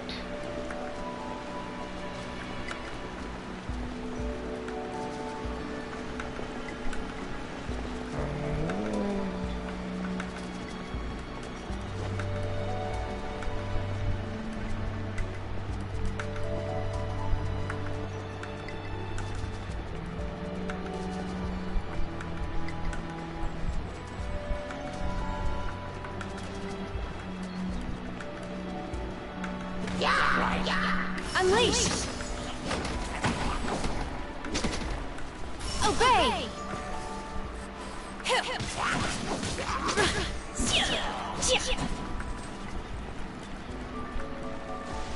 Unleash!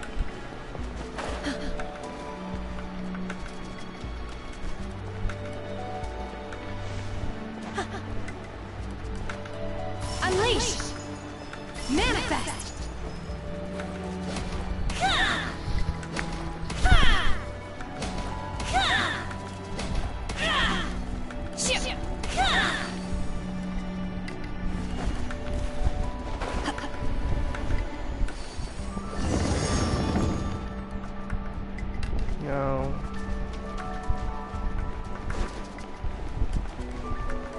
It appears that we've been taken for intruders. This time, why not allow me to take care of this?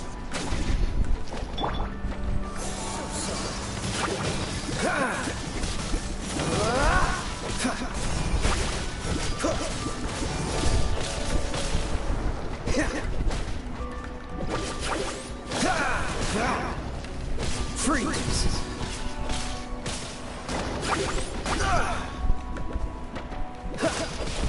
Dodge this!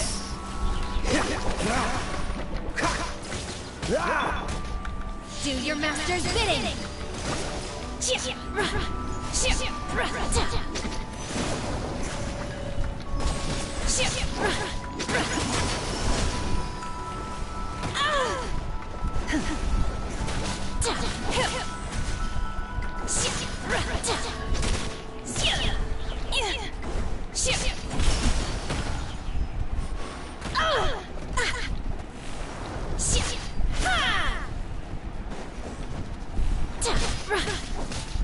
The core of the mechanism is exposed. Now's our chance.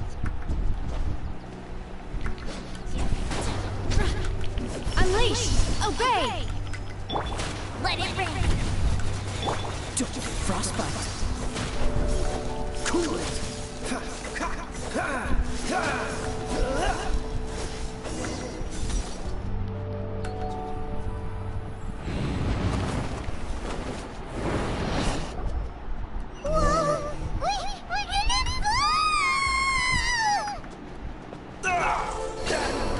Was unexpected. Is everyone okay?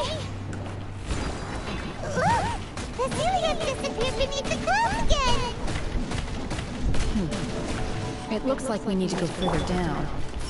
But before that, let's destroy the guard mechanisms on this level first.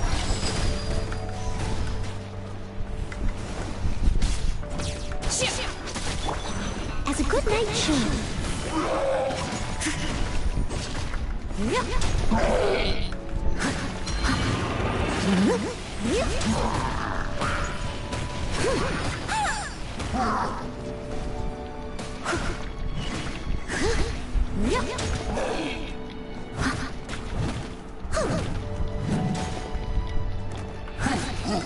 Steady as stone.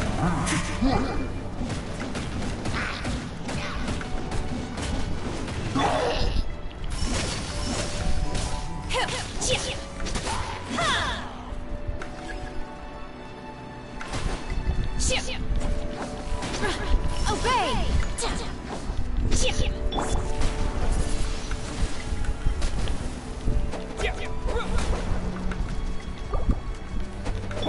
Freeze!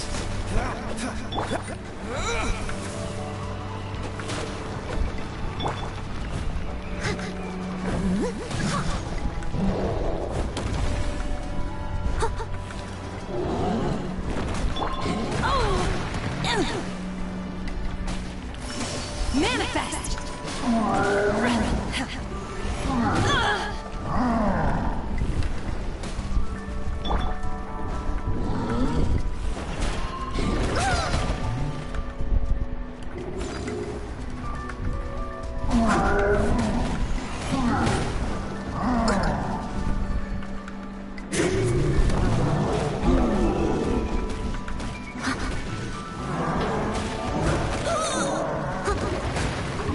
That's going back in the wash. Windblade! Cool it! Obey! No one escapes my sight!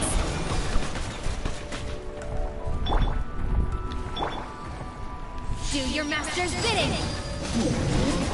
Unleash! This moment will be frozen in time. Freeze!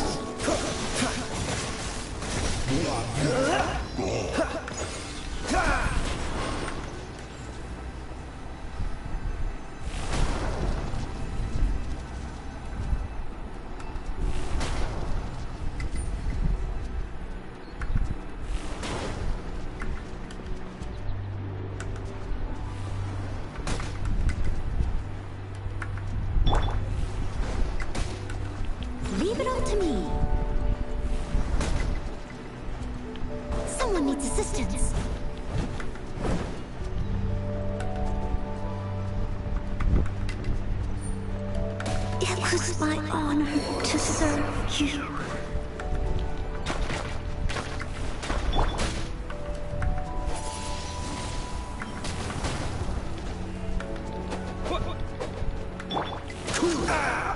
This doesn't look good.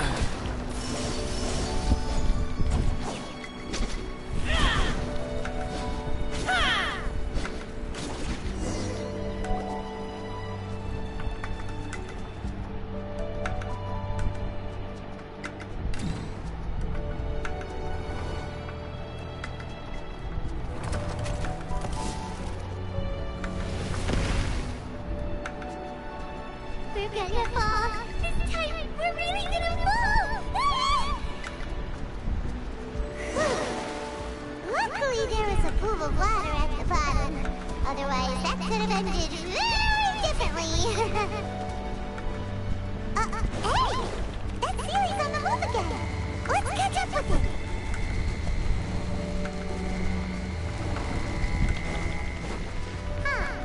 Something that's different about this stone wall. Let's take a closer look.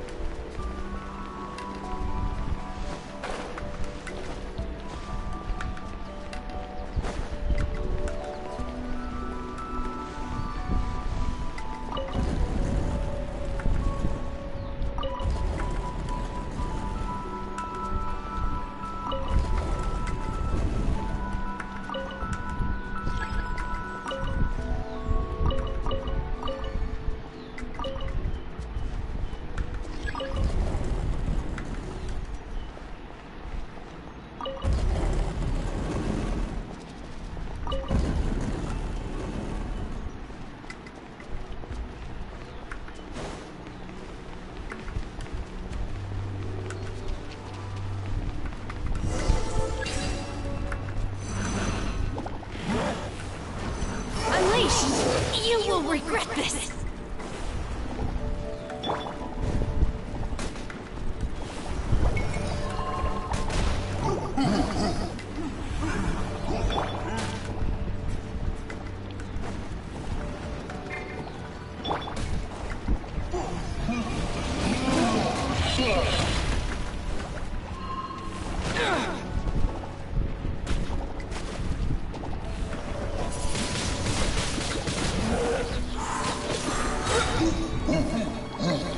Disappear!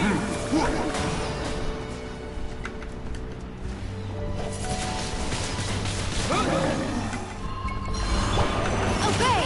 Unleash! You'll regret that! By ordinance divine! No escape!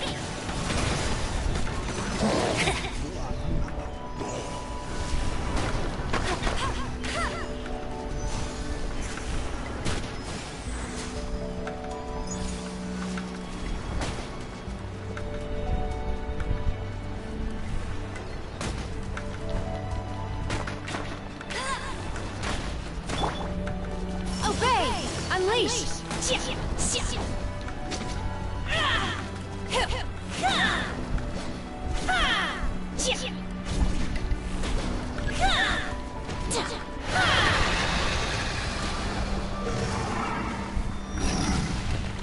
Manifest in your dreams!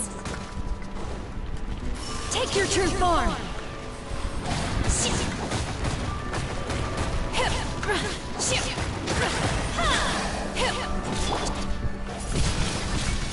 Windblade!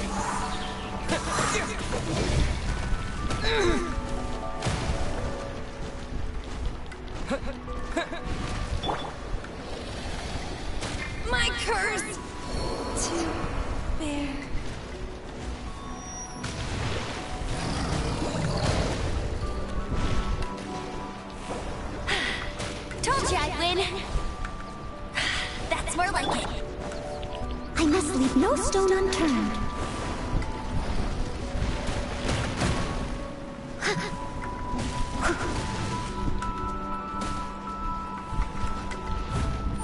But they still need me. That's cheating! My time has come.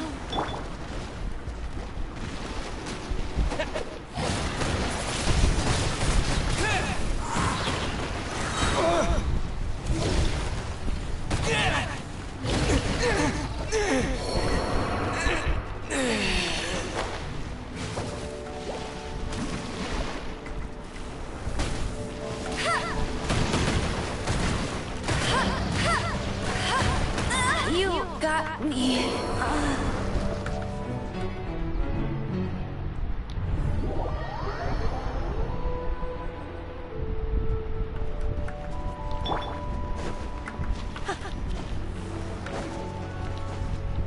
Obey! Manifest!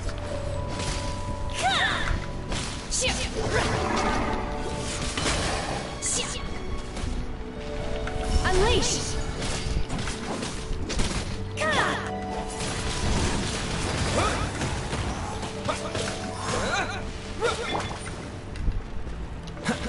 Dodge this!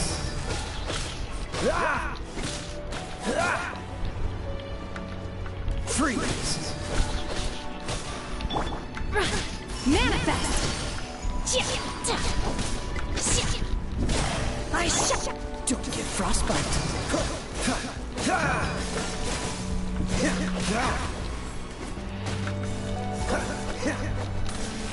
Cool it!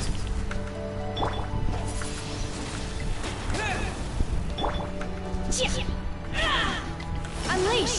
Obey!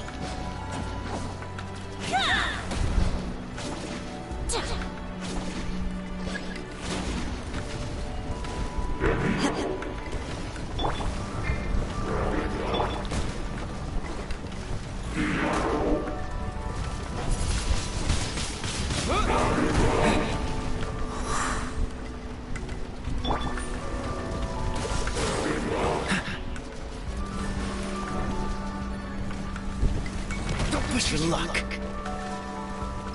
Dodge this!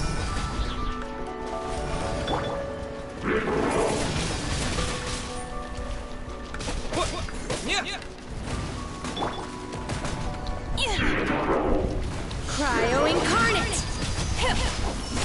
Unleash! No one escapes my sight! Tired!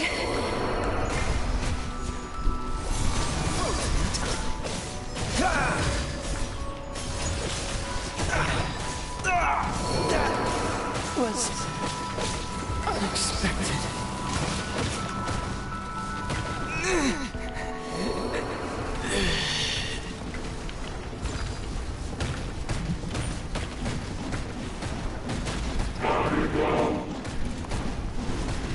It was my honor to serve you.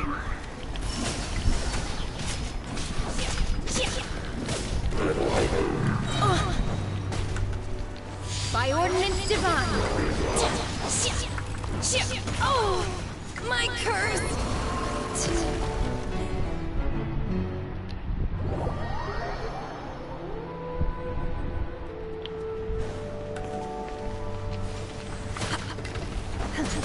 Unleash! Manifest! You will regret this!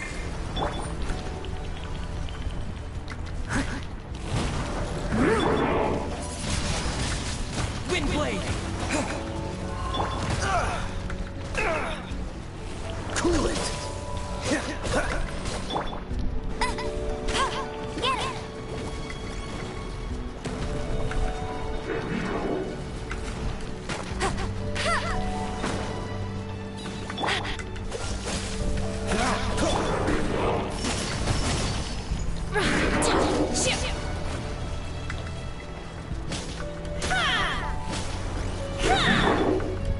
Leave it all to me.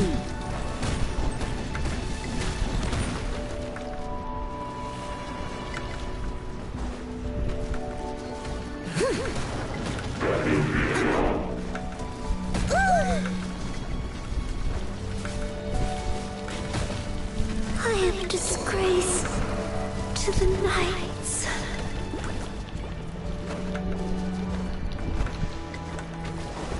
Bet you can't keep up with me!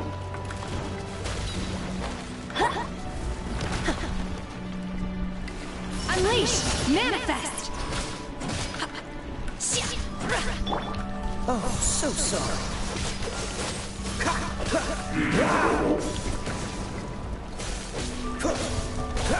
Dodge this! Unleash! Manifest!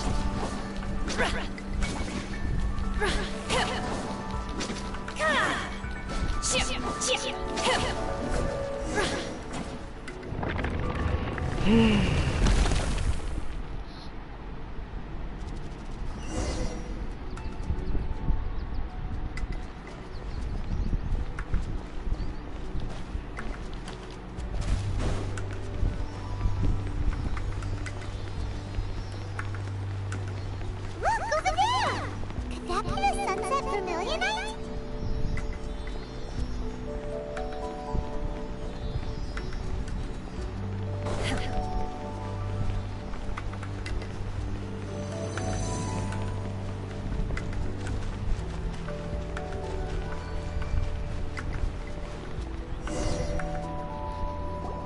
Is this it? Is this the Sunset Vermilionite? It's so huge! So is the James Haber. It needs to be big to get the hole in the That's true, but then again, why isn't it floating? Prostrate doesn't float until it's activated. It may look different from most ordinary stones, but it weighs around the same amount. Only after being activated does Prostrate reveal its true nature, breaking free from the shackles of the mortal realm and ascending up into the heavens. Wow, Shenhe, you seem to know everything about this. Only because my master is fond of chatting about these things. The moment she has some time to spare, she'll come straight for me and start telling story after story. I don't care for her stories most of the time. I certainly didn't expect them to ever come in handy like this. Hold on a sec! I just realized something. If we activate it here, there's no way we'll be able to get it back to the site, right? Heck, we'll be dragged up into the sky too! But if we don't activate it, how else are we gonna lift it? This rock must weigh well over 1,000 pounds, surely! Don't worry. I can handle the weight quite easily. Are you sure? Be careful! Please don't worry. I'm well aware that a Prostrate sample this large must be highly valuable. I will be gentle with it and make sure it does not get damaged.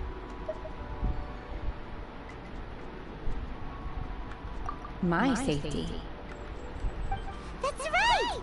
I'm sure you can handle it and everything, but if something this heavy lands on you, you're gonna get yourself hurt, no matter who you are! You gotta be extra careful when lifting heavy objects.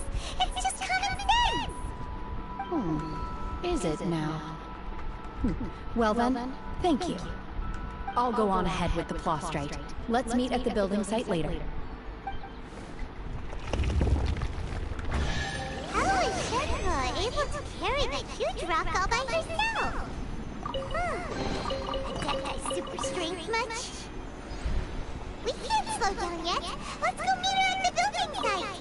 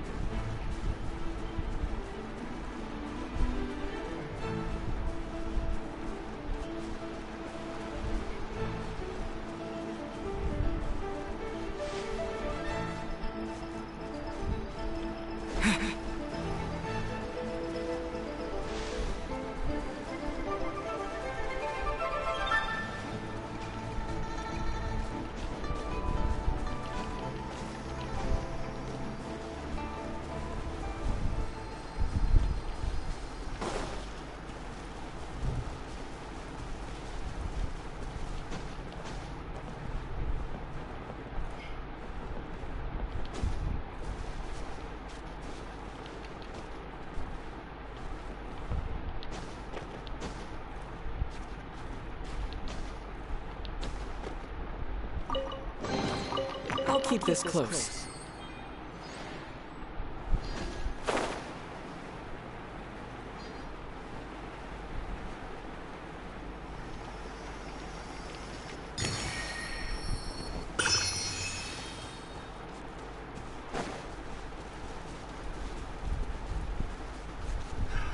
Another test subject.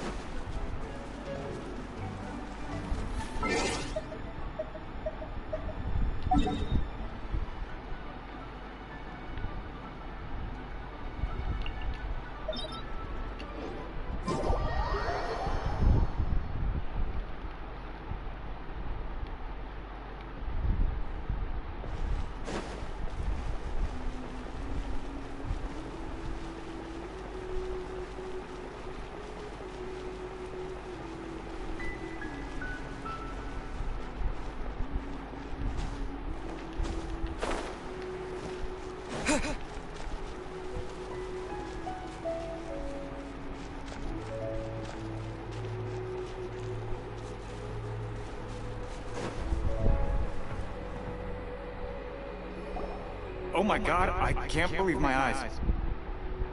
How can she lift that massive rock all by herself? She's gotta be one of those Adepti, surely. Oh, mighty Adeptus, please give me your blessing, so that in the coming year I may reap a more bountiful salary. This is top tier in size and quality, and the condition it's in is quite simply immaculate. Congratulations, this item is approved for submission. I'm going to award you full marks for the Sunset Vermilionite item. May I take your name? My name isn't important. I'm not even here to compete. I was just delivering this for some other people. They should be here any minute now. Shenhe! And Ningguang's little helper!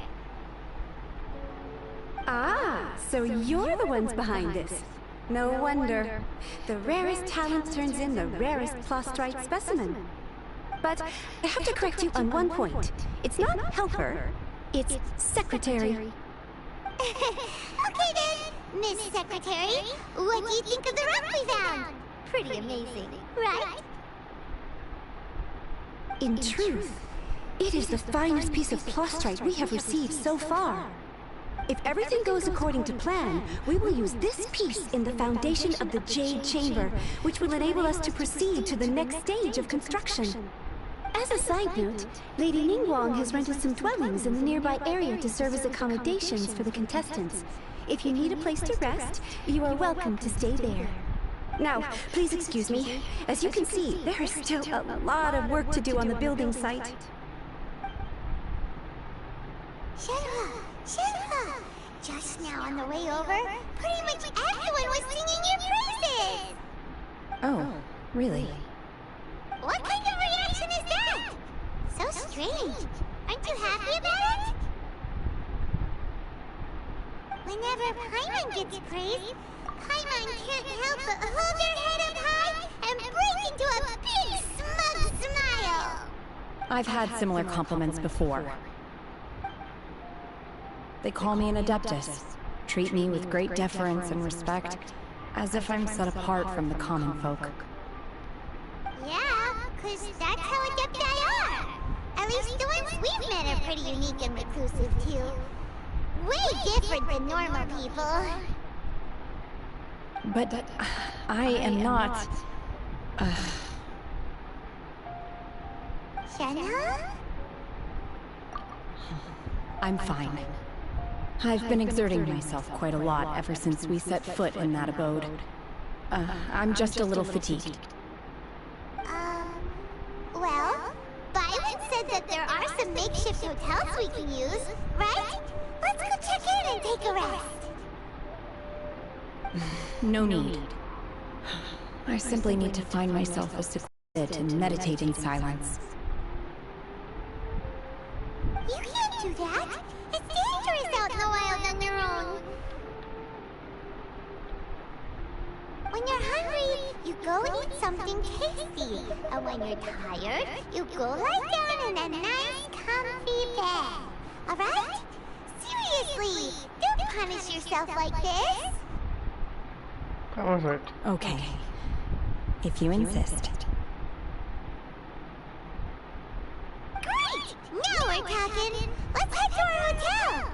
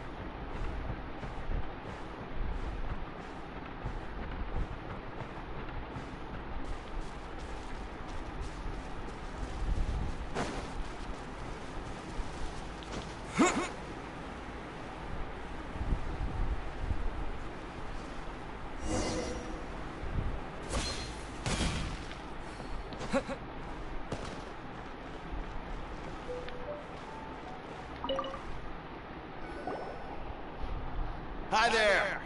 Checking in, are we? You're just in time. We only have 2 rooms left. Since this was chosen as the building site for the new Jade Chamber, we've had a constant stream of people in this area. And not just workers either. Visitors, business people, tea sellers, all sorts. So, business is booming for me today. Very few vacancies. You're lucky you got here when you did. Great! One of your rooms is still being cleaned. I guess it should be ready within the hour. The other room is just at the door on the left. Here are your keys. Okay. All right. Hope you enjoy your stay. Please excuse me, I'll leave you to it. Shenhe, you should go get some rest. We'll hang around outside until the other room's ready. Hyman's gonna go see if there's anything good to eat around here. Hyman couldn't help but notice one of the guests walked in with a huge grilled chicken drumstick before. Let's buy one for Shenhe too. She can have it as a midnight snack, or save it for breakfast tomorrow. All right. I will head to my room for now. If you need anything, don't hesitate to disturb me. I'm a light sleeper. I will hear if you knock on the door. You have a good rest. Mm-hmm. See you tomorrow.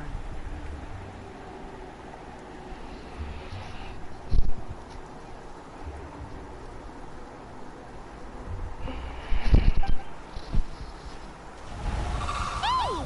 Isn't that Claveratina? What's she doing here? Let's go and say hi.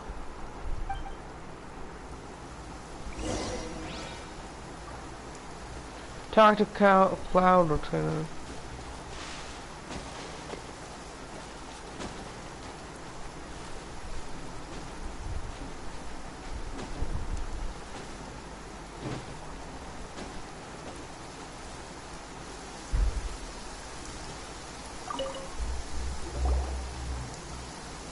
One trusts you have met Shen He. So, are you getting along quite well? So far, so good. Yeah. So, you know Shenhua too, Cloud Retainer? Naturally. Save for Ganyu, who spends the majority of her time in Liyue Harbor. All the Adepti living today are acquainted with Shen He to some degree. Cool. So, what's her Adeptus name anyway? Calling her Shenhua feels kind of friendly, but also kind of disrespectful. So Paimon's thinking maybe it'd be better if we called her by her Adeptus name instead. Her Adeptus name? Why, pray tell, would Shen He have an Adeptus name? Don't all Adepti have a special title they go by? On this latter point, you are correct. However, Shen He is human. Oh, right.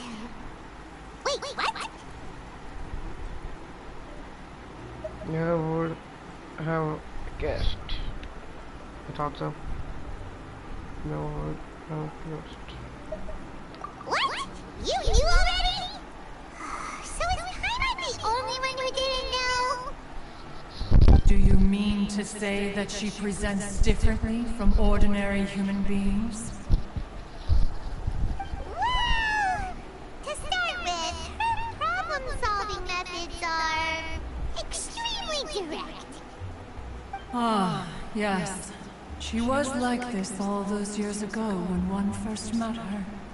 In this respect, she has not changed. One first found Shen He by chance in a cave. One was passing by and sensed the presence of a god's remains. Being of an ever-vigilant disposition, one entered immediately to inspect the scene. Inside was Shen He, then aged around 6 years old. In her hand, she held a dagger with which she was confronting a monster that was the god's remains incarnate. That sounds so dangerous. When one arrived, she had already been locked in confrontation with this monster for several days. Most mortal children are fragile, both physically and mentally, and are highly reliant on their parents for survival. But not so her. That she was able to endure such terrible danger was due not only to her strong willpower, but also to the bloodlust and homicidal instinct with which she was born. One dealt with the monster, yet she still refused to lower her guard. She even pointed her dagger in one's direction and remained ready to strike. Only after she was satisfied that one had no intention to cause her harm did she finally relent. She then passed out without uttering a single word. In other words, if you hadn't passed by that day, Shenhua might have... Not necessarily. Upon one's arrival, one could sense that the god's wrath was gradually receding. Even had the stalemate continued, one suspects that Shen He may have still emerged the victor of the confrontation. That's still so dangerous, though. Why was a tiny little kid battling against the wrath of a god in the first place?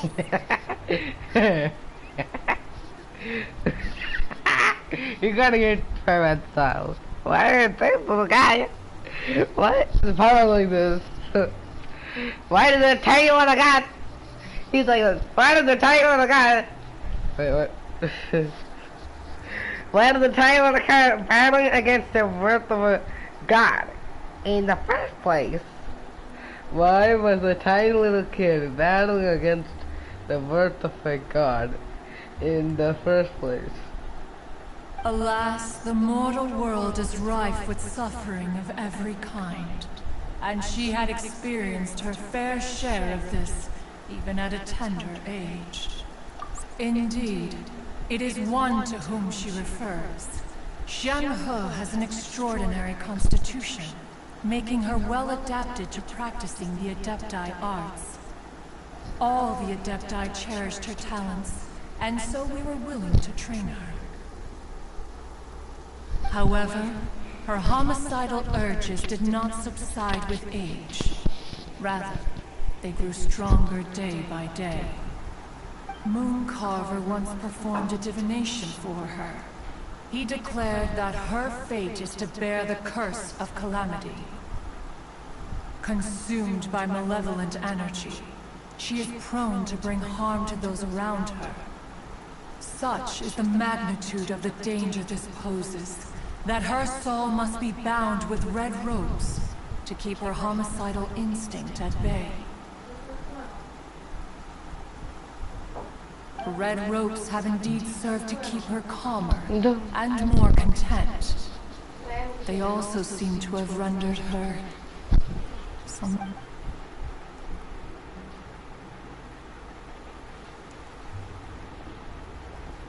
It is only by fate that people's paths may cross. Now that Shenhe's path has crossed with yours, please be sure to treasure the gift that fate has given you, and take good care of her. Oh, now Paimon gets it.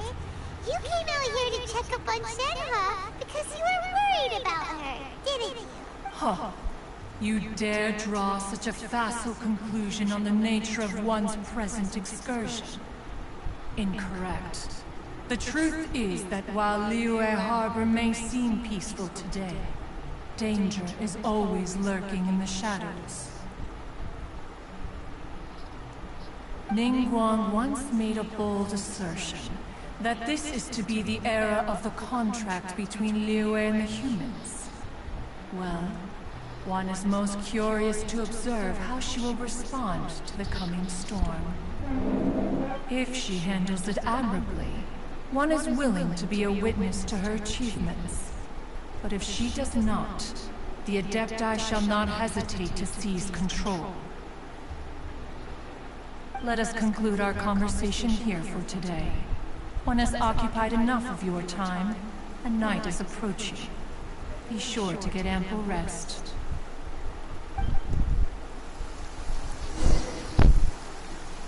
So, Shenhe isn't an Adeptus after all. She just grew up around the Adepti. Oh, no wonder she doesn't like being treated as an Adeptus. Having a...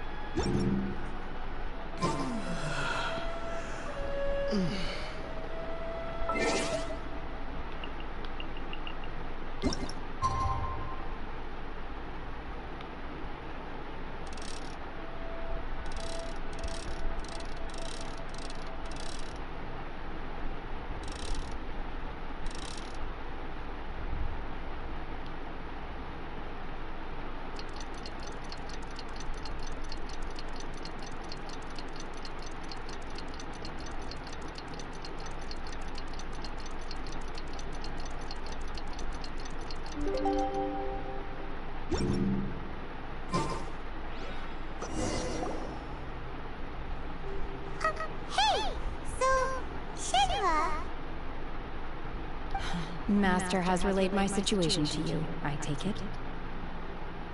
No. Oh? How did you know?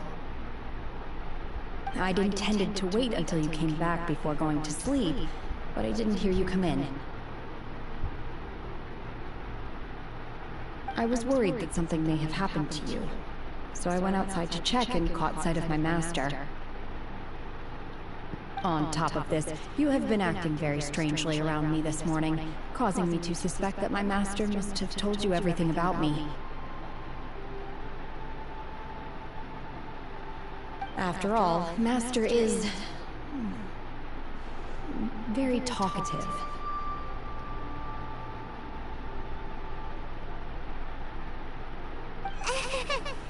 Sorry, Shenhua. Paimon had you down as an Adeptus this whole time, but it turns out Paimon was wrong. She is an Adeptus, that we know. We also get to know the flashback of these characters. What happened, by the way, we cannot even see a single, you know, the one that,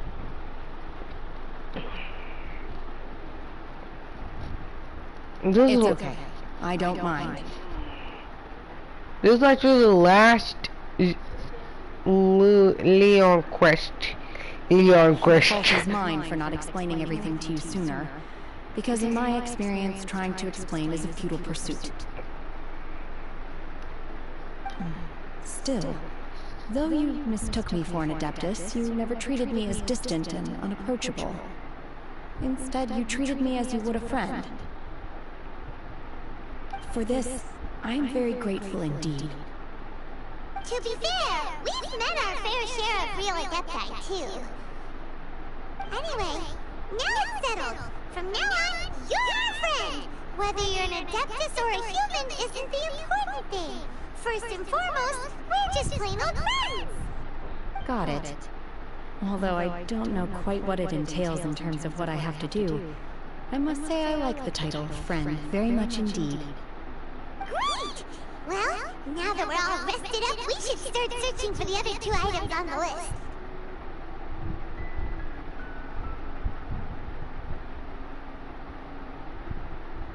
But before we do that, let's go to the building site and ask Ningguang's little helper how the progress is going.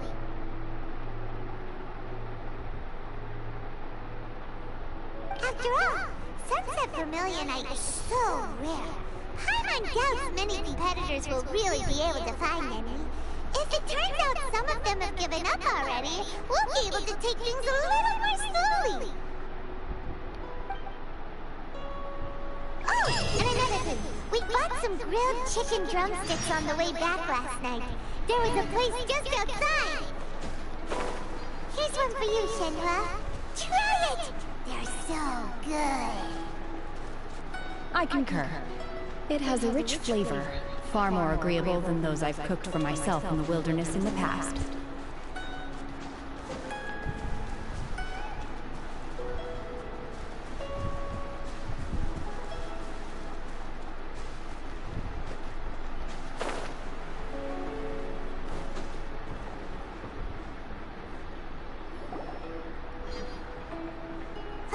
Look! The Jade Chamber is floating into the sky! But it seems to be tied down by something. That's because it's not finished. Hey, darling! And hey! People Paimon doesn't know? Given the enormous scale of the Jade Chamber, we split the construction work into 2 phases to make sure the structure remains balanced. Before we find some suitable plastrite, we build the Jade Chamber's keel at ground level. Once the plastrite is ready, we place it into the keel and let the partially constructed Jade Chamber rise up to the height of the surrounding mountain peaks. The remainder of the construction work is then carried out at that altitude. Once everything is ready, we release the iron tethers and allow the Jade Chamber to rise to its target altitude. Miss Bywin, we've brought some new materials to submit. One moment, I'll be right there. The construction work has only been able to progress this rapidly thanks to the plastrite provided by you. Lady Ningguang is most grateful and looks forward to seeing more of your work. Wow, can't believe you sourced the plastrite so quickly. It's the key piece of the puzzle. Looks like you beat us to the punch. Wait, I know you. You're the one who fought against the Fatui and Osile, right? Oh, sure enough, your reputation precedes you. Pleased to meet you. I'm Beta, captain of the Crux.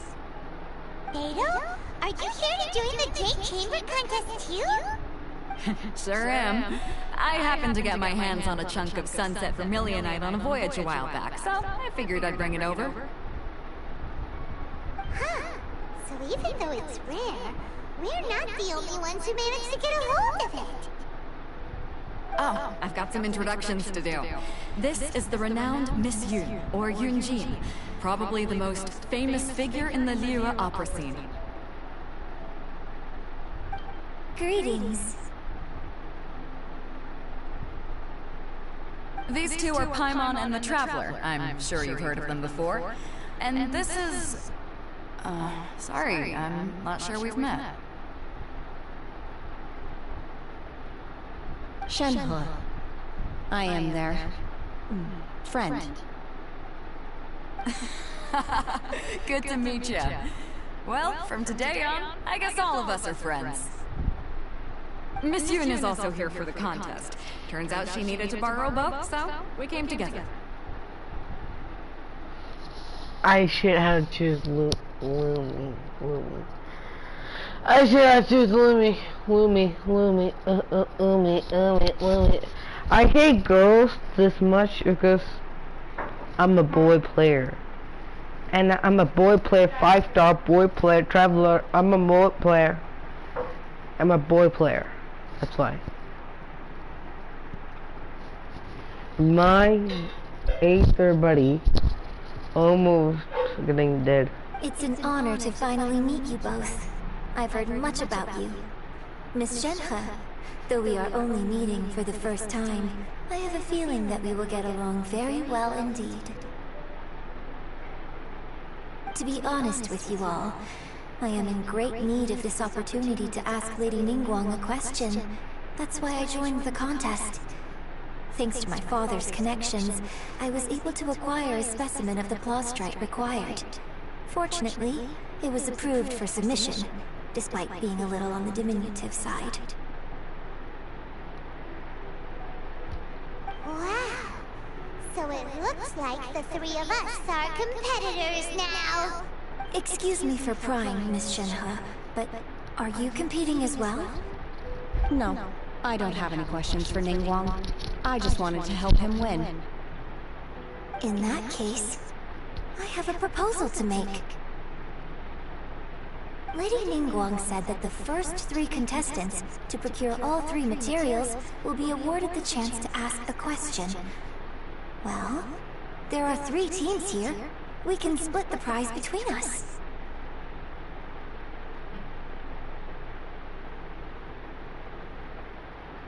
Instead of competing against each other, we could work together to secure the top 3 places between us. What do you think?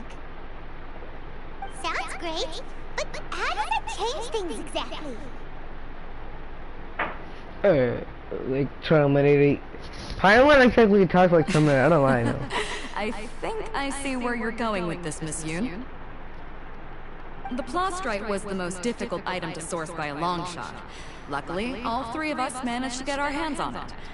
The 2 remaining items aren't quite so rare, so as long as one of us finds a way to source it, the other 2 can hop on the bandwagon.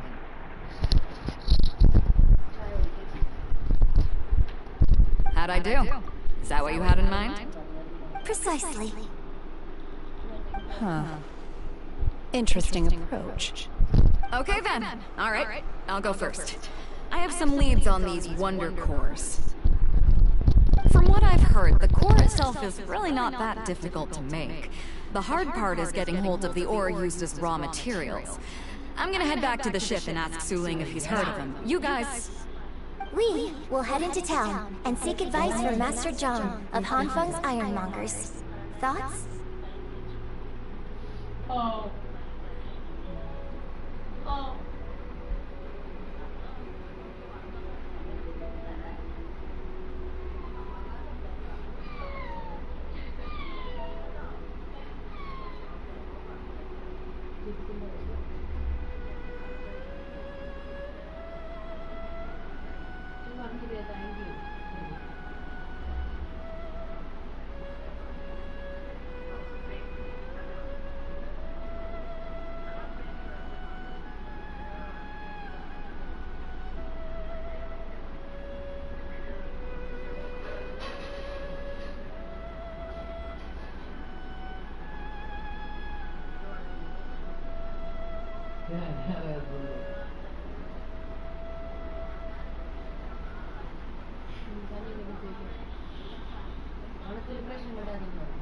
Onam celebration ഒന്നും ഉണ്ടായിരുന്നു.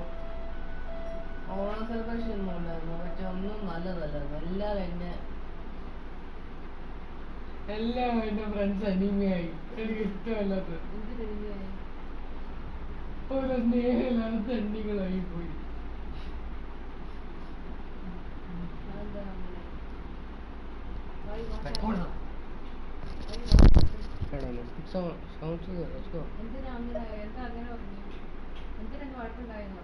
Wonderful. We'll split into teams then, and whoever makes progress first brings all of us a step closer to victory.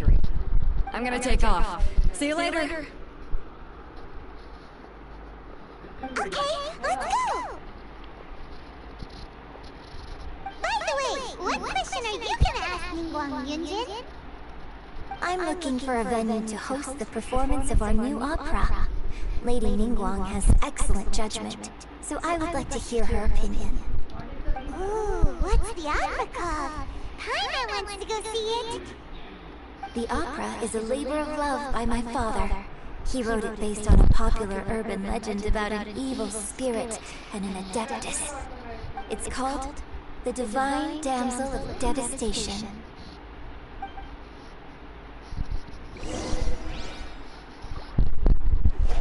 Windblade!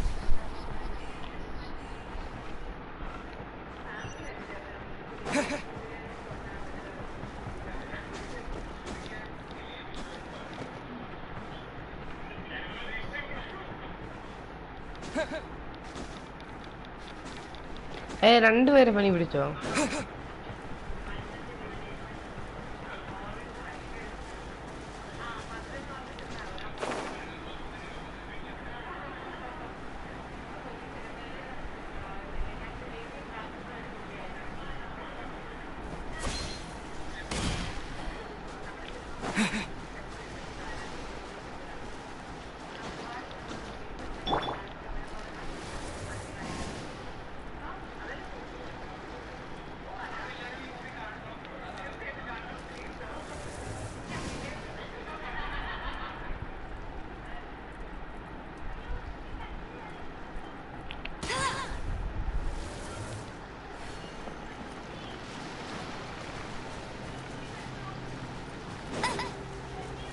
ഇതുപോലായിരുന്നു.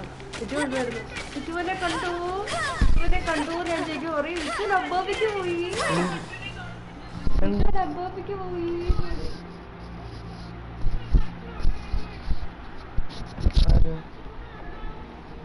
എന്തോ നിന്റെ നീ ഇതുപോലെ ഇതിനെ കളിപ്പിച്ചിട്ടുണ്ട്. ഇവനെ അടിച്ചു, ഇവനെ കളിപ്പിക്കുക.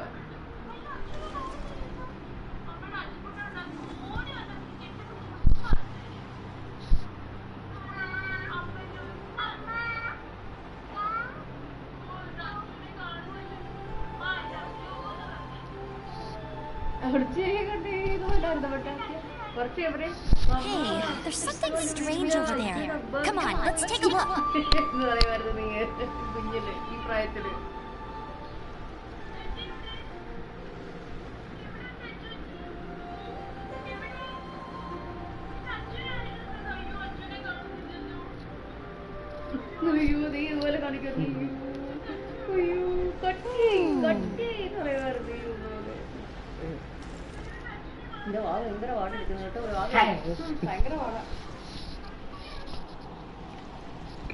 I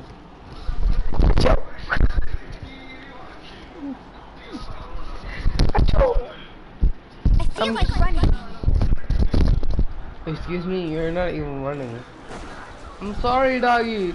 Come back. I'm sorry. I wanna kick your ass. I'm sorry, doggy.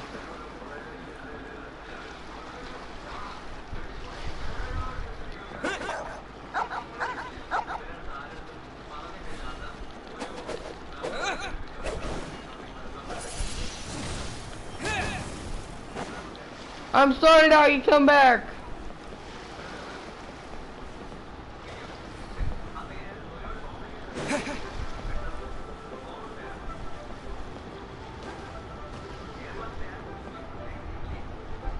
I'm sorry, doggy.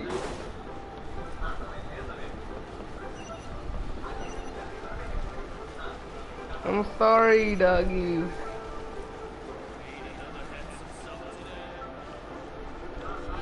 Why can't I pet the dogs in Genshin, in fact? Ad Astra Abyssos. Oh my no, Welcome to the Adventurers Guild. Please. Please.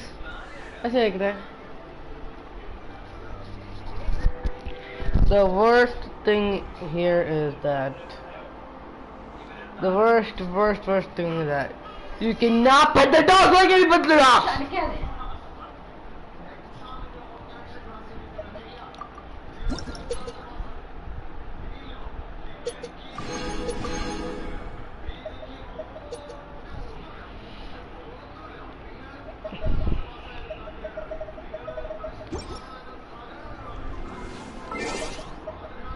Can they pick the dogs?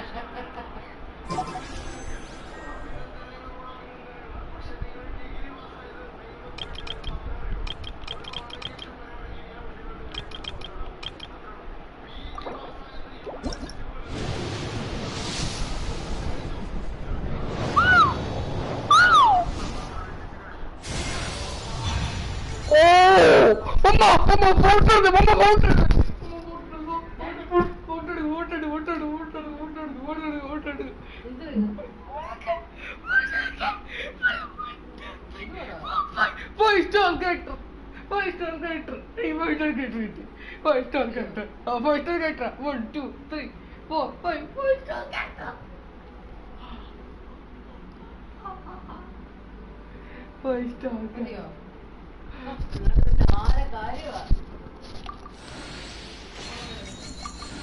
ബ്രൂത്തിനാണിക്ക് അവൻ ഇത് കളിക്കും.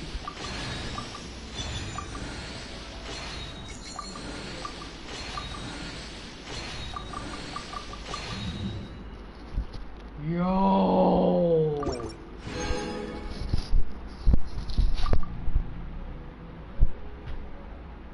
you gotta be kidding me.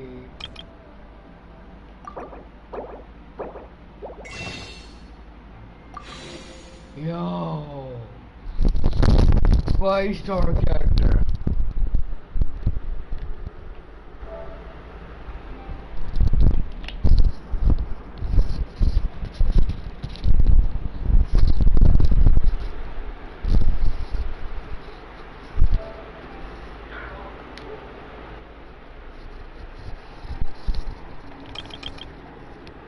I literally hit the jackpot.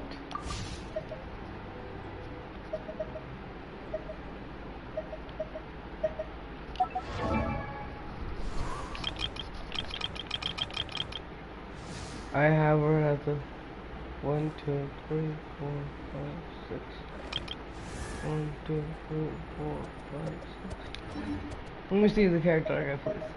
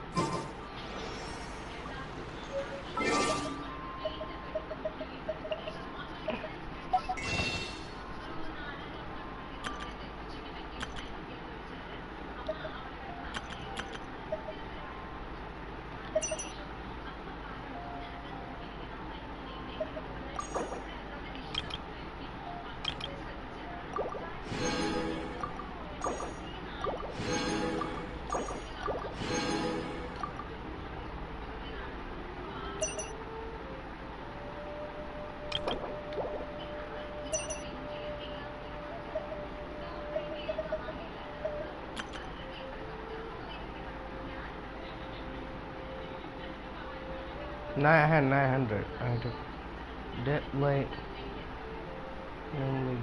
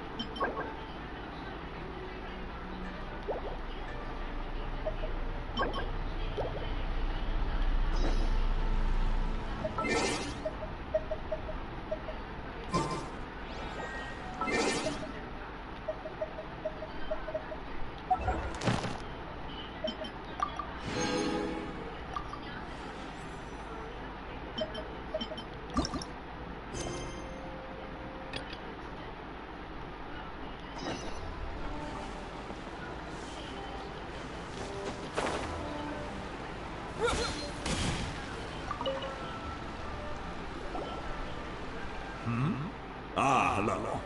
Are you here? Excuse me, Master John. Of course I have. Sorry, who's asking? My name is Yunjin. Perhaps you don't know me, but I believe that you forged some weaponry for my father in the past, for stage use. Yunjin? Stage use? Oh, so you must be Miss Yun. Sorry, my brain's finally caught up. It's not used to doing much beyond bashing a hammer all day. Everyone's heard of you, Miss Yoon. Even folks who don't make it to the opera all that often. Like myself. So, you're here to ask about Wonder Cores, huh? As it happens, I do know how to make them. Matter of fact, I made some for Lady Ningguang back when she was building the original Jade Chamber. The types of ore needed to make Wonder Cores are a little hard to come by. Lady Ningguang supplied them herself last time. I don't suppose you've brought any yourselves? No,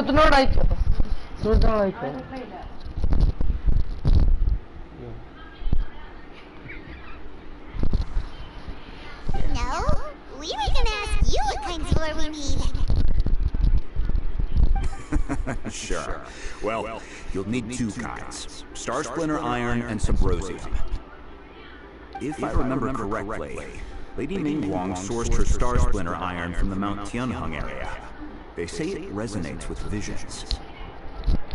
It could take some work, but if you stick with it, you'll find some eventually. As for the Symbrosium, though, that's trickier. It's all but unheard of on the market. I'm really not sure. Sorry. What I've heard is that the people around Mount Tianheng have some sort of magic trick that can pinpoint the location of the stuff. Of course, it's probably just hearsay. If you want my advice, start by looking for Star Splinter Iron around Mount Tianheng. And if you run into any locals, ask them a few questions about Symbrosium. Mount Tianheng. Interestingly enough, the story of the divine damsel of devastation also takes place on that mountain. I hear the view there is quite spectacular, A favorite destination of the Adepti, and perhaps it can get...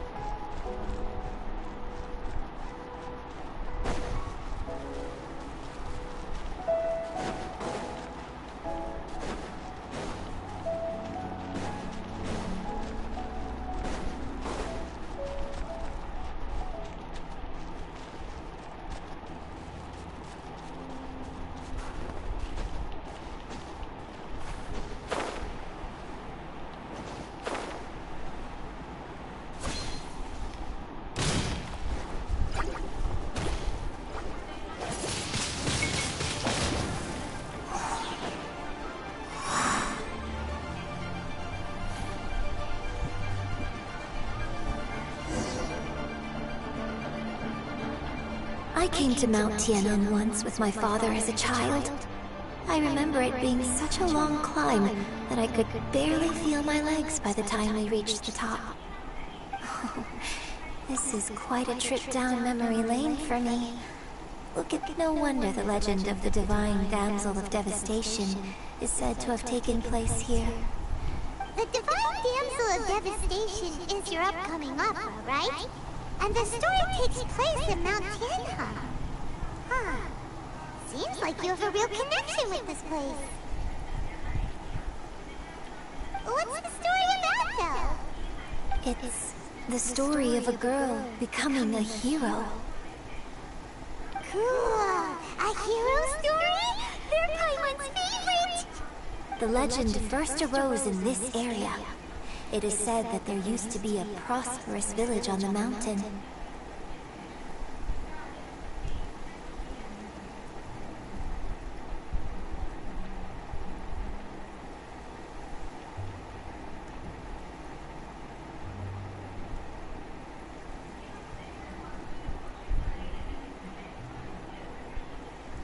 In that village, there was a loving couple who were completely devoted to one another. One day, a terrifying monster appeared. The wife was out collecting herbs and was captured by the monster. Her husband was so distraught at the news that it broke his spirit and drove him to madness. The vile and vicious monster told the villagers, "If you want to live, you must sacrifice a child to me." What a nasty piece of work! Paimon sure hopes this monster gets put in its place! But the monster was so terrible and so strong that all within the village were terrified of it. They had no choice but to give in to the monster's demand. Just while they were discussing whose child would be given over to the monster, a little girl suddenly stood up and came forward.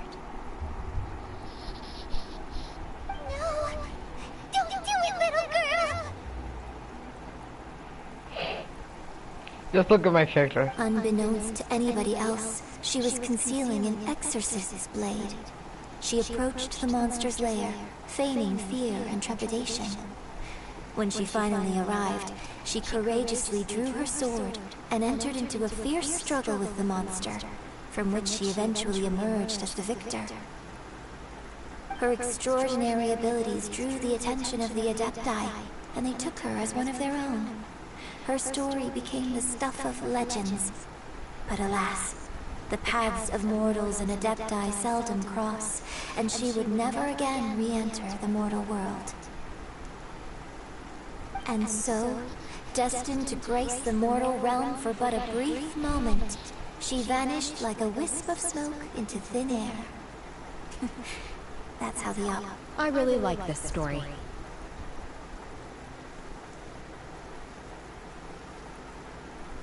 But I personally think that perhaps the little girl was not as brave as the opera makes her out to be. I'm not sure she deserves all the praise she is given. I've never considered that before. Opera is always an interpretation of the events it purports to portray. A certain degree of deviation from the truth is always inevitable. When my father wrote the script for this play, I was to inspire his audience. Well, it sure inspired time!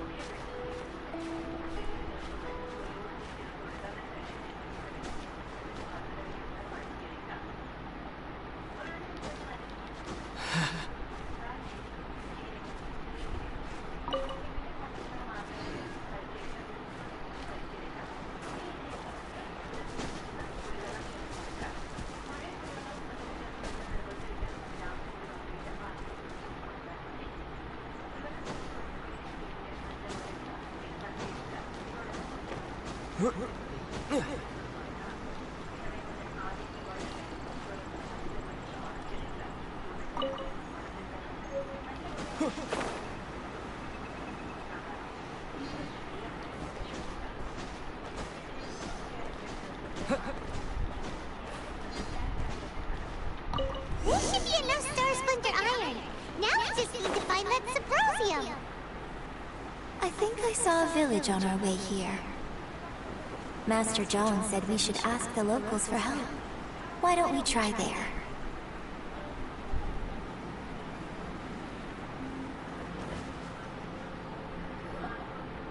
Hey, there really is someone here. Yunjin, looks like you were right. Excuse us, sir. Can we ask you something? Huh. He didn't seem to catch that. Hello, sir. We were just passing by and wanted to ask if you happen to know anything about Subrosium.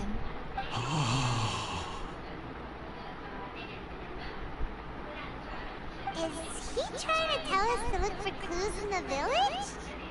Well, whatever. Guess we're on early. Shenhua, Yunjin, let's have a look around. Sorry, you can go ahead without me. I'd like to have a word with this gentleman. If that's okay with you, Uncle Mingjin. It's... Shenhua. Shenhua. You're alive. The rumors were true. So, all these years? I'm sorry, I don't know how to find Subrosium, but I think you can find some information in the village. This place is deserted now. No one ever comes here. So you can rummage around all you want. Huh? You know this guy, Shenhua? Thank you, kind sir. We'll go and take a look around. Don't worry. Mingjin has no ill intention towards Miss Shenhua. She'll be quite safe. Okay, then let's see what we can find in this village.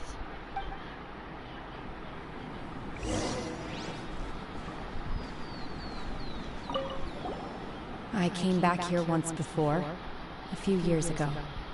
Alone. I hid it from Master at the time. It was deserted then, too, except for a few low-life bandits. I tried explaining to them. When I saw how run-down all these houses were, I felt at a loss. It was like I'd... Suddenly, so much time has gone by. Everything has changed. Last time I visited, I felt so upset. But... It is easy for your mind to run wild when you are alone. Yes, my...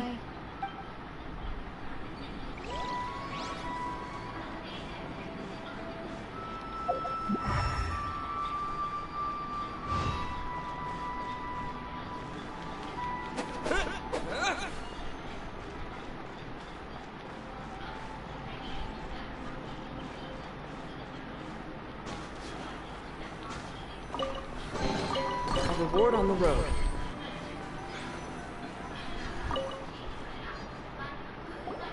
Huh. What's this? But ragged notebook.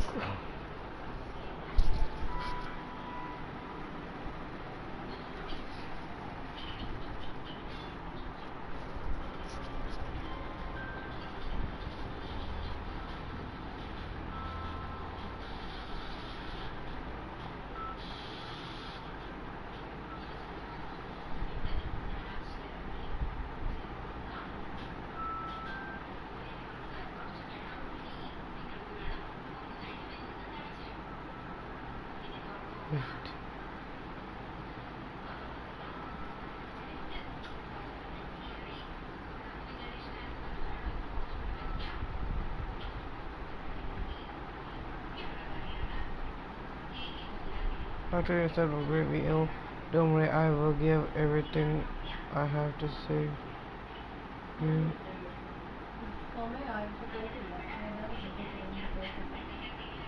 My heart bleeds whenever I see you getting worried. Your illness beyond treatment and how I wish I could suffer the pain for you. You said that you had no regards in this life and that you only wish for me to take good care of Sheena.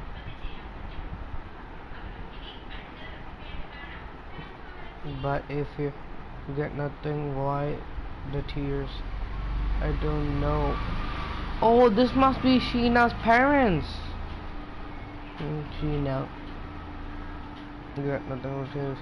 I don't know what I have been doing lately.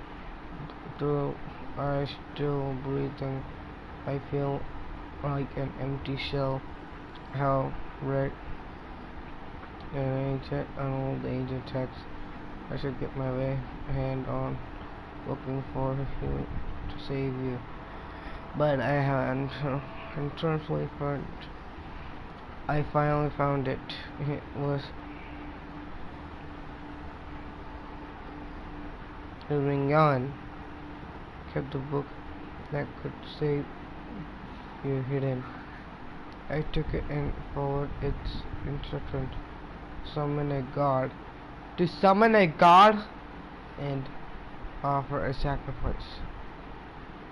When God appeared, I told him that I was willing to exchange my life for yours.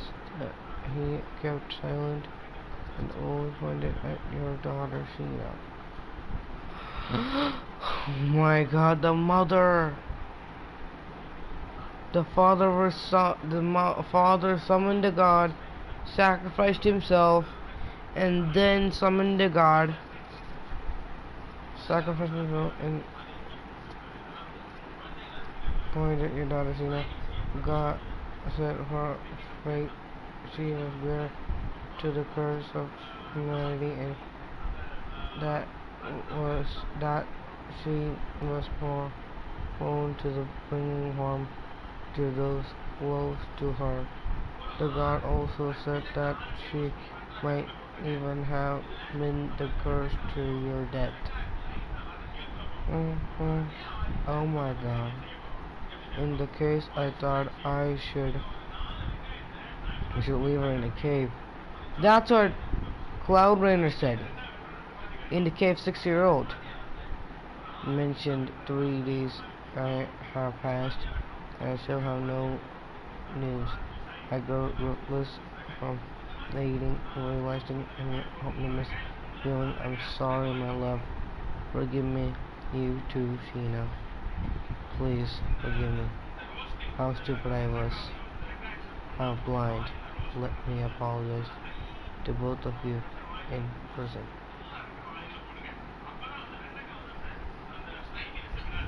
In person.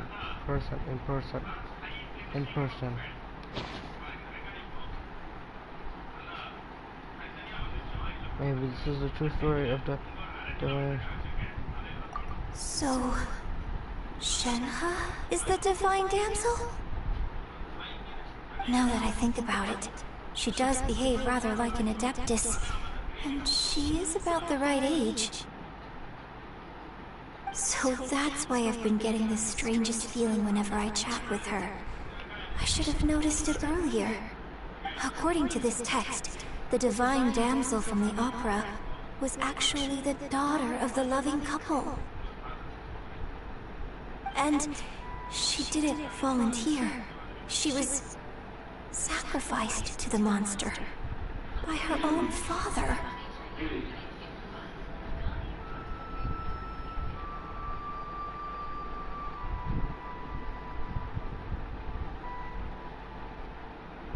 She didn't volunteer.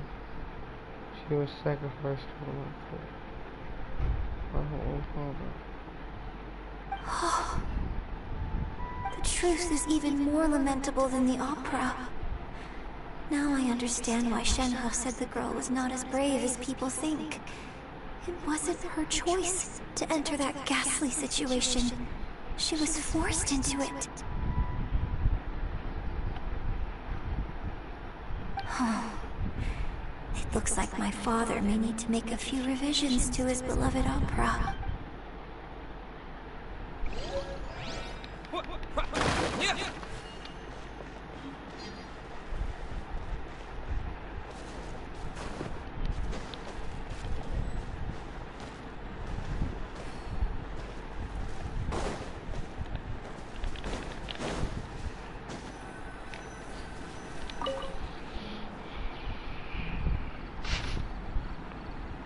A branch family So it seems that Shenhe's father thought he was summoning a benevolent deity using a magic incantation.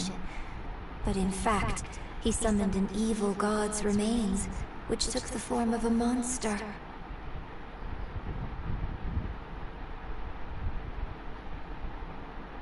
Okay. The branch family of her extinction used to live in the east of the village, but around 2 weeks, the other mother died of disease. The young daughter remained missing.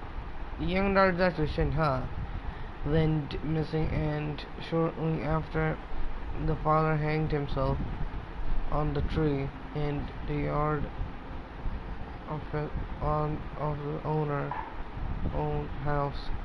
It has been confirmed that the traces of the evil gods were found in Newland. The villages are piquant, as no one is contained whether the evil gods remain are gone for good. Be careful when you are in this area. I actually have 5-star character right now. I'll show you.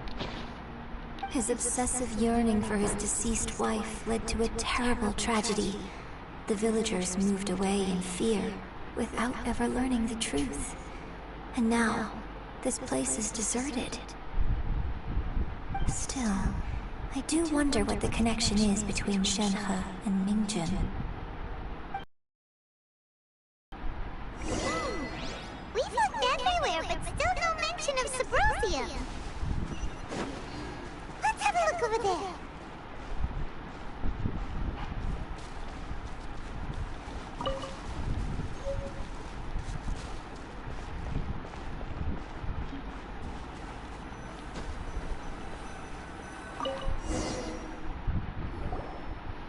This is it!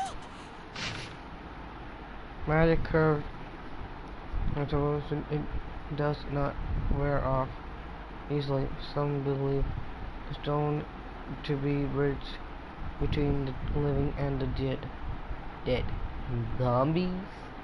However, finding Umbra is not easy matter. You need to be at the right place at the right time.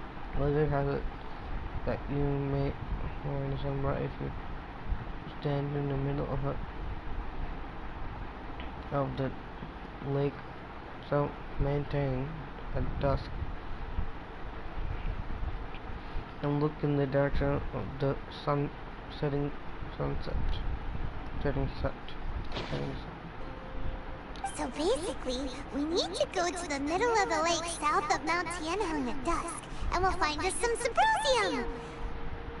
Let's go back and tell Shenhe the news!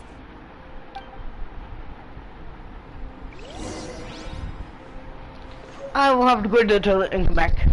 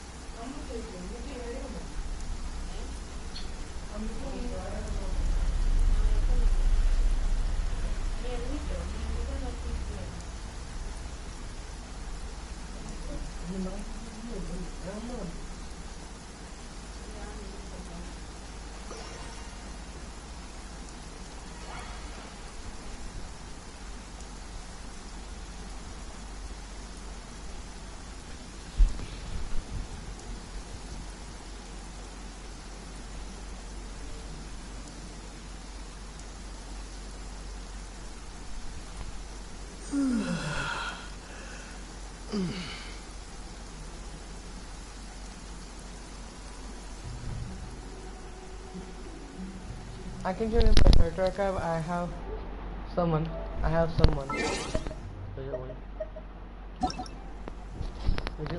someone right now.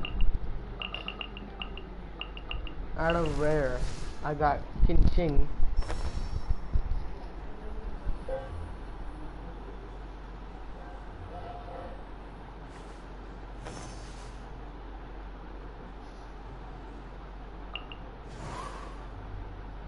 Wendy is hard to get.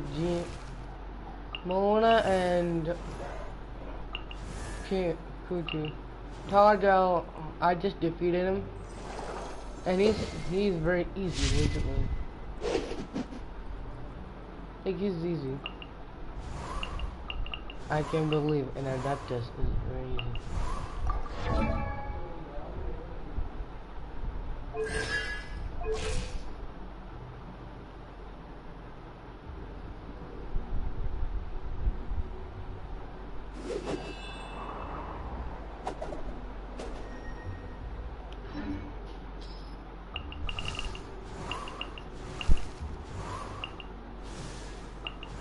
Yeah, you can get Lynette. Lenny.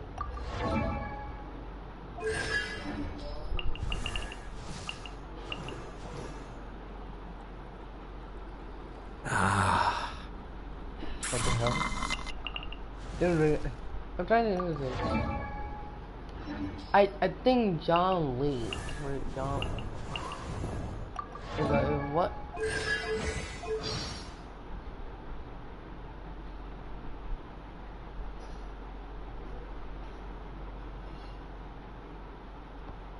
His birthday is on 12/13.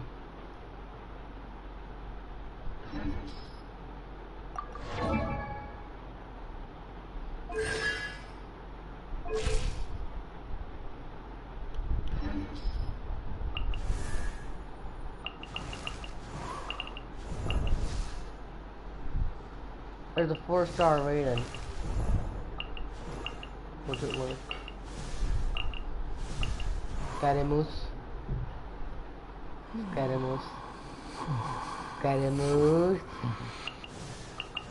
I wonder if Wanderer is called Scaramus. I wonder.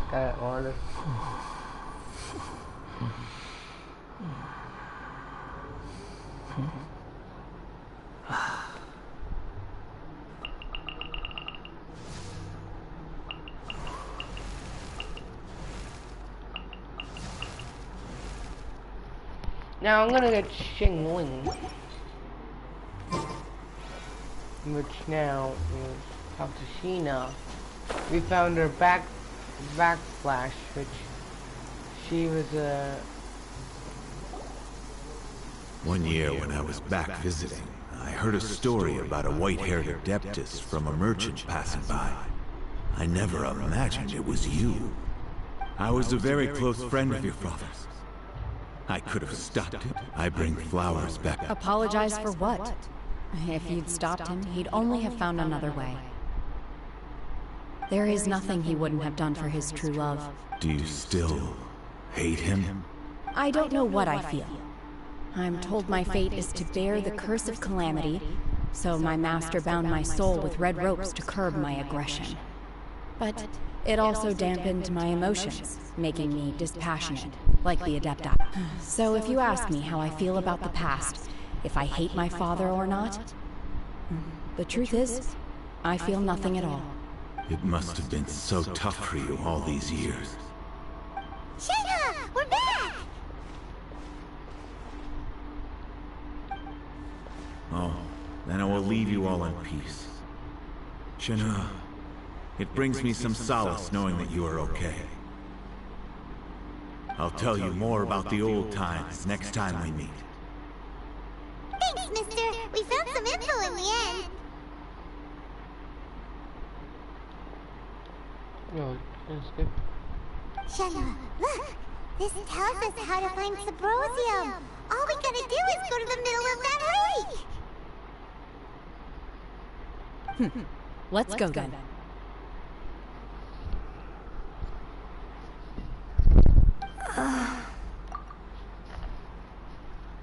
Miss Shenhe, there's something I'd like to talk to you about. Just now, in the village, we found your father's diary. It turns out that many of the details in the Divine Damsel of Devastation are not true to the facts.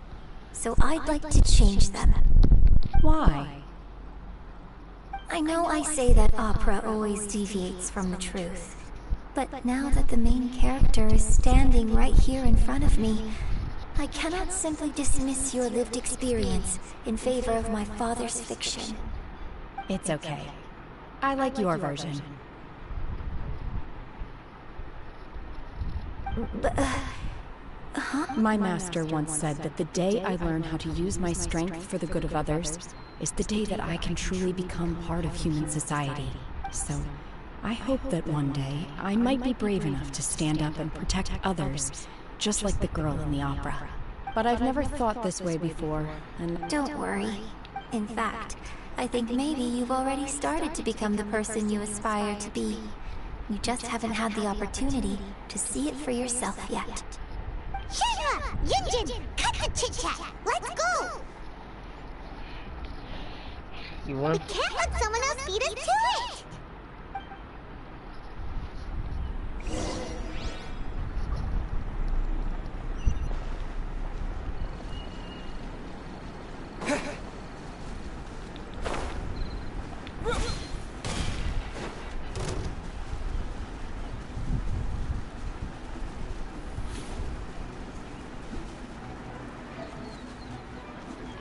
The game is like Apex Legends, as the banner goes. As the banner goes, it's like more Genshin or more impacts come up. Hey, my man. Hey, my man. Hey, my man. Dodge this!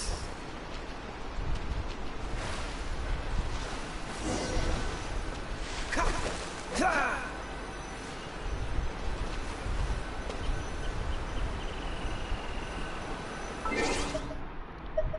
7:30.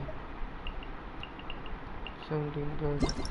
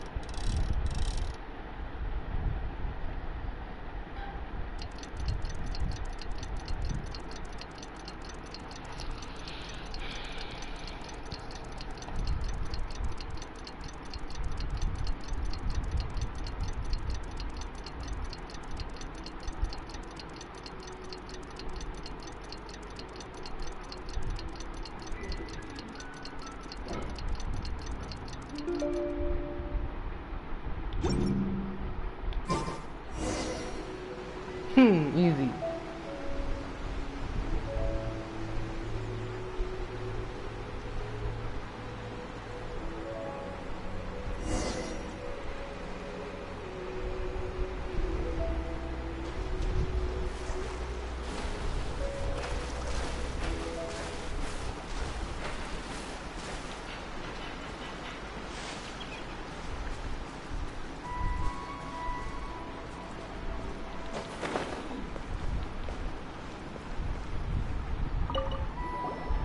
What brings you here?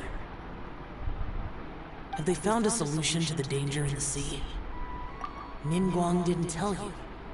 Something has happened in Guyan Stone Forest. According to the contract, as an Adeptus, I should not get involved for now. But these things can be unpredictable. I have a contingency plan of my own. Only a single mountain lies between here and Liyue Harbor. If things get out of control, I will defend this place myself.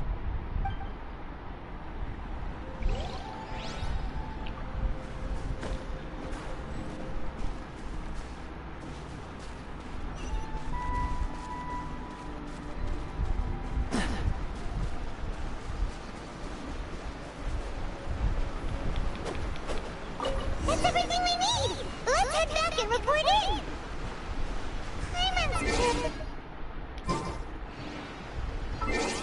No, that's how you do it. One way or another.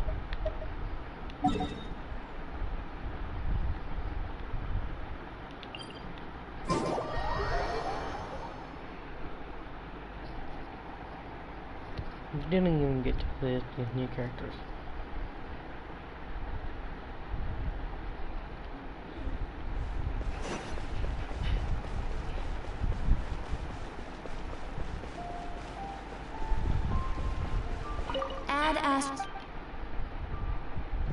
I am sorry, but you have not yet completed it. Ad Astra Abyssos.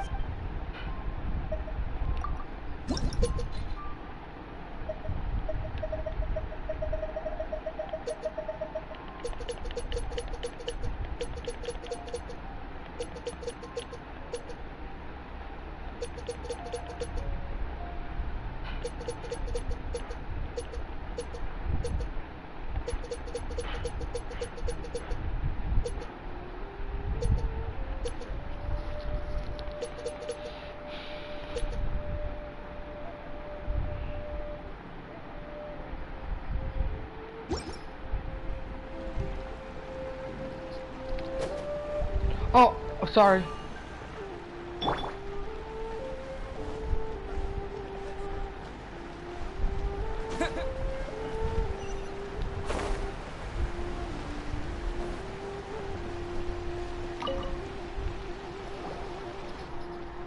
Oh, goodness. So, are they okay? This is some top quality ore you found. I think I'll get a good end product out of these. Guess now it's my time to shine. Hey everyone, how's the A-team doing? I ran into a bit of a brick wall on my end. Suling's never seen a Wonder Core before, and says it'd take a lot of research for him to get up to speed. Leave the Wonder Cores to me. I'll work on them while you go about your business. Don't worry. It won't take me too long. Much obliged, Master Zhang.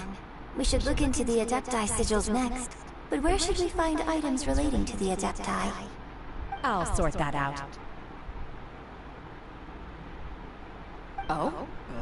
You got this then? Yes. I have been training with the Adepti for years. I know a thing or two about making sigils. When we first met, I told you I came for the Jade Chamber, not the contest. In fact, I came specifically to deliver Adepti sigils. Master heard that Ningguang was planning to rebuild the Jade Chamber, so she sent me to deliver some Adepti sigils to her. Master also said she hoped that I can take this opportunity to rejoin human society. But now that I'm here, I wonder if I've been removed from the world for too long. There's so much basic knowledge that I lack. Maybe it won't work for me to stay here after all.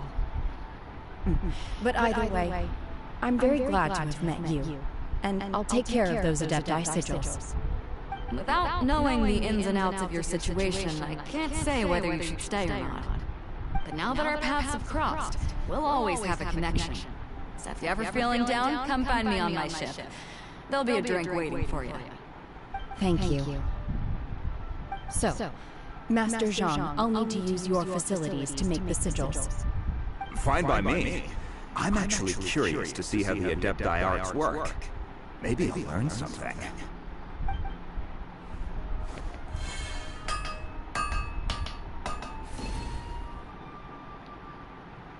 Whew.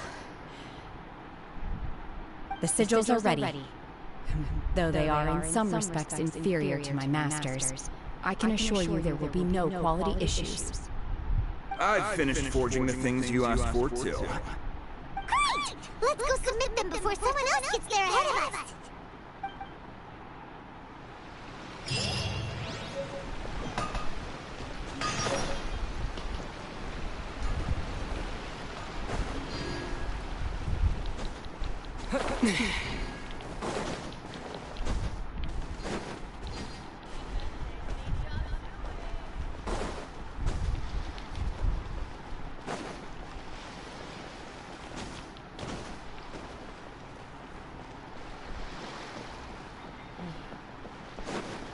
Look at me, boy.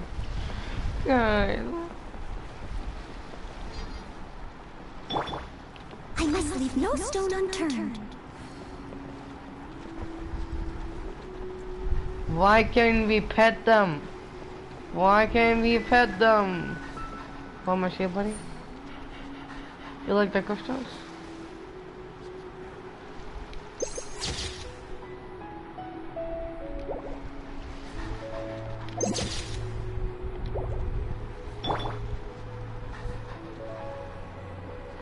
Look at looking down.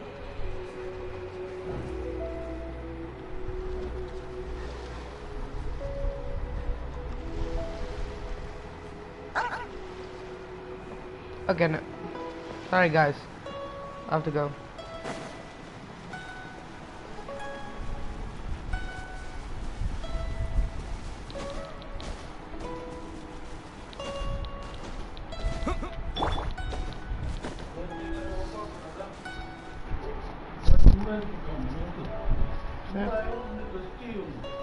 Thank you.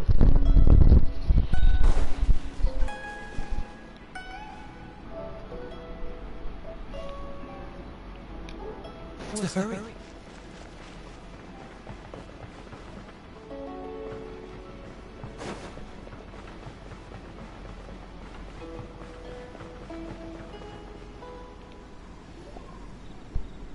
Ningguang's little secretary! We found all the materials! Oh, already? All three of you found them together. Okay, I see. The Wonder Cores and Adepti sigils look good. It seems that we found our winners. I hereby announce that the winners of this material procurement contest are the Traveler, Yunjin, and Beidou. What? It's over already? I haven't even found the plus strike yet! I can't believe it. So close, but so far. I'd like to invite our three winners to please proceed to the Jade Chamber. She was right here! Captain Beidou has some business to attend to. Alright then, guess we'll head on up to the Jade Chamber. This has been a long time coming. The last time we went up to the Jade Chamber was ages ago.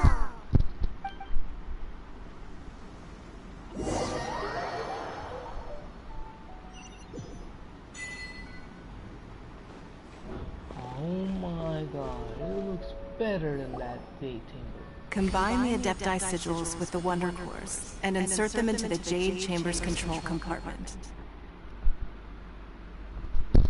The construction of the new Jade Chamber is now officially complete. Thank you all for your work. Now it is time for me to fulfill my promise. Yeah! Miss Yun, I've already heard something about the reason for your involvement. You are— That's right. Lady Ningguang, I would like to hear your opinion. The unveiling of Miss Yun's grand new opera surely requires a venue of equal grandeur. So what would you say if I proposed that we stage your first performance right here, in the newly built Jade Chamber? The Jade Chamber offers a splendid panoramic view of the mountains and the bustling city. It is fitting for the finest performance to be hosted in the heavens. Thank you, Lady Ningguang. Then I will prepare my props and other articles shortly. Please allow me to bring all these aboard the Jade Chamber. You're quite welcome. It's truly what a good opera deserves. A traveler, Shenhe, Paimon, I'll be leaving now. Do come and see my play when the time comes. You're next. What is your question? I should clarify. I do not know your sister's whereabouts. Please, don't waste your question on this matter. Wow. You're a mind reader, Ningguang. Oh well. Guess Paimon will ask a question then. Managing a successful business is not as simple as you might think. Capital, connections, sensitivity to the trends, and instinct for what is a good opportunity. All of these traits are crucial. If you want to know how to make money, I will honor our agreement and give you an answer. But that is not to say that it will work for you. Wow. Paimon hadn't even asked the question yet. Your question was written all over your face.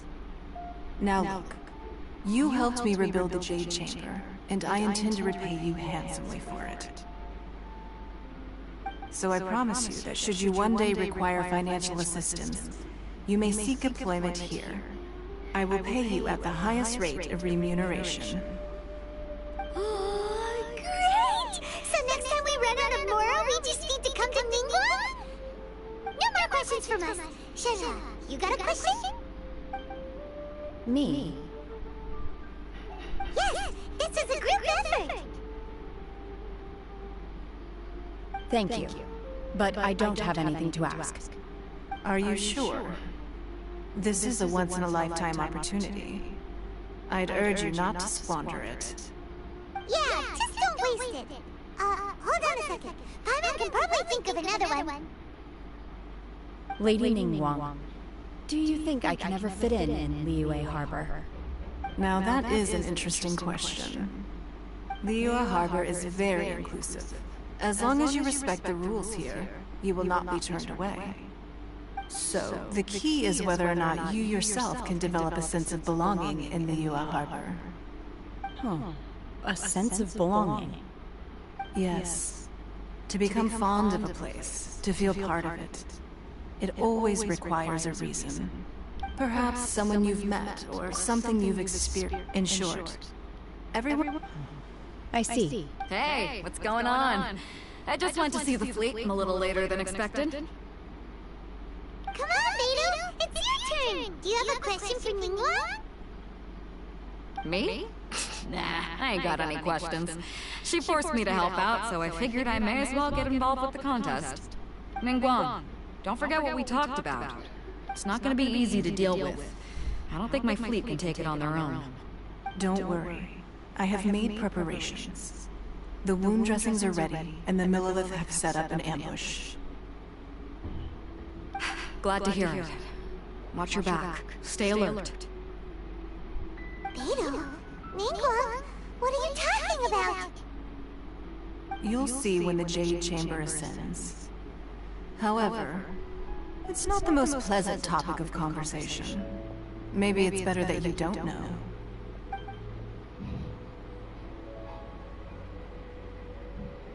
When I first set foot in the Jade Chamber, I stood at the edge of the platform and looked down upon Liyue Harbor far below.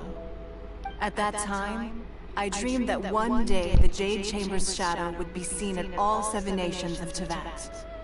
My wish has not changed to this. I hope that you can all witness. Let the Ascension ceremony commence!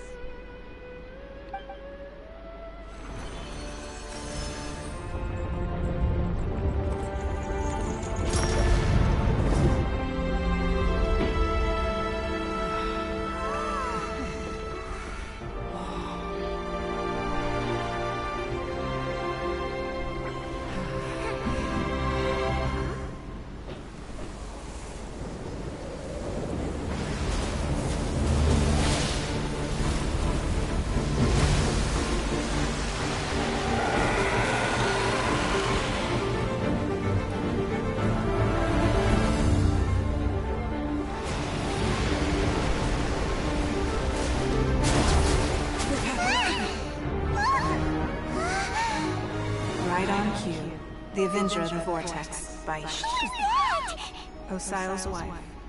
Final follower of the Overlord of the Vortex. Sounds like you knew this was coming! Beidou sensed something was stirring in the deep. She warned me months ago. Knowing she harbors hatred toward the Jade Chamber, I chose to rebuild it now as a way of drawing her out. Got it! Well, let's go fetch the Adepti! No. In this human age, the people of Liyue must find a way to overcome this crisis on our strength alone!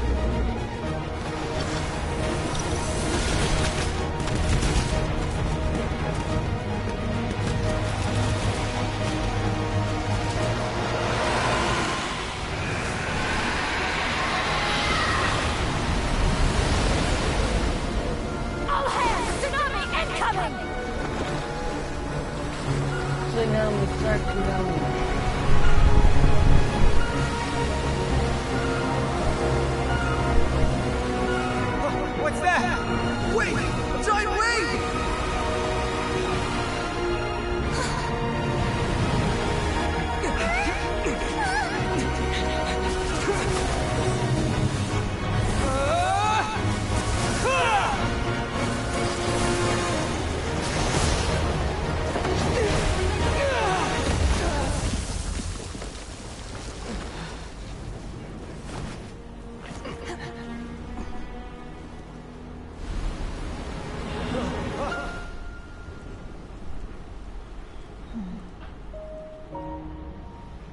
You are a cursed child.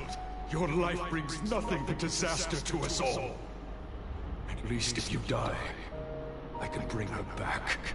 The day you learn how to use your strength for the good of others is the day that you can truly become part of human society.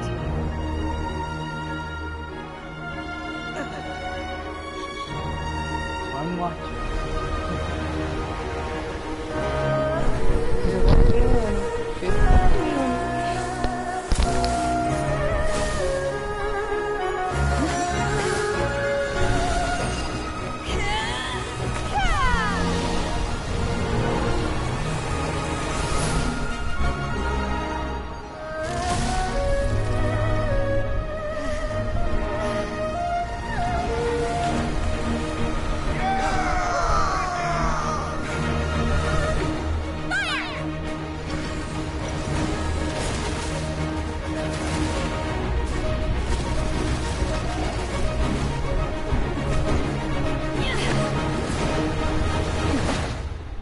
Oh, we're playing as her. Don't tell me we're playing as her. We're playing a boss. Jason Beck is so insane, I cannot stop watching the cutscene. It's like, oh my god, I'm her. Oh gee, Amber. She's so powerful. What are you doing here? We can't let you be the only one taking this risk! I hardly see this as a great risk. The people of Liyue Harbor are well prepared, and she is already badly injured. Only sheer willpower is keeping her alive. I may be nearing the end of my stamina, but in a fight to the death, I think I have the upper hand. We'll help too!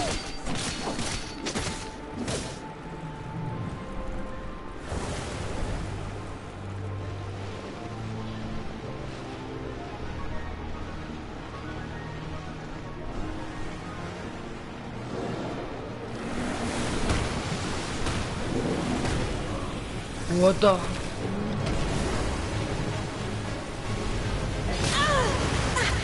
In your dreams! Unleash!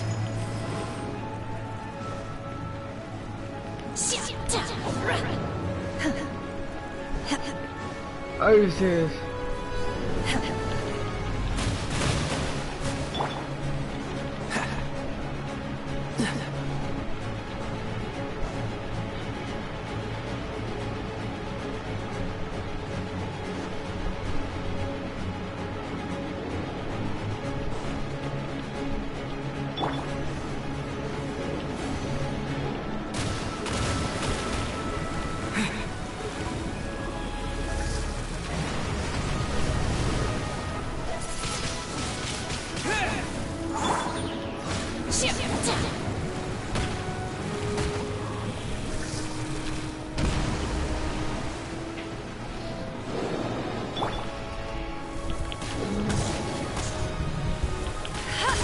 Oh god, run.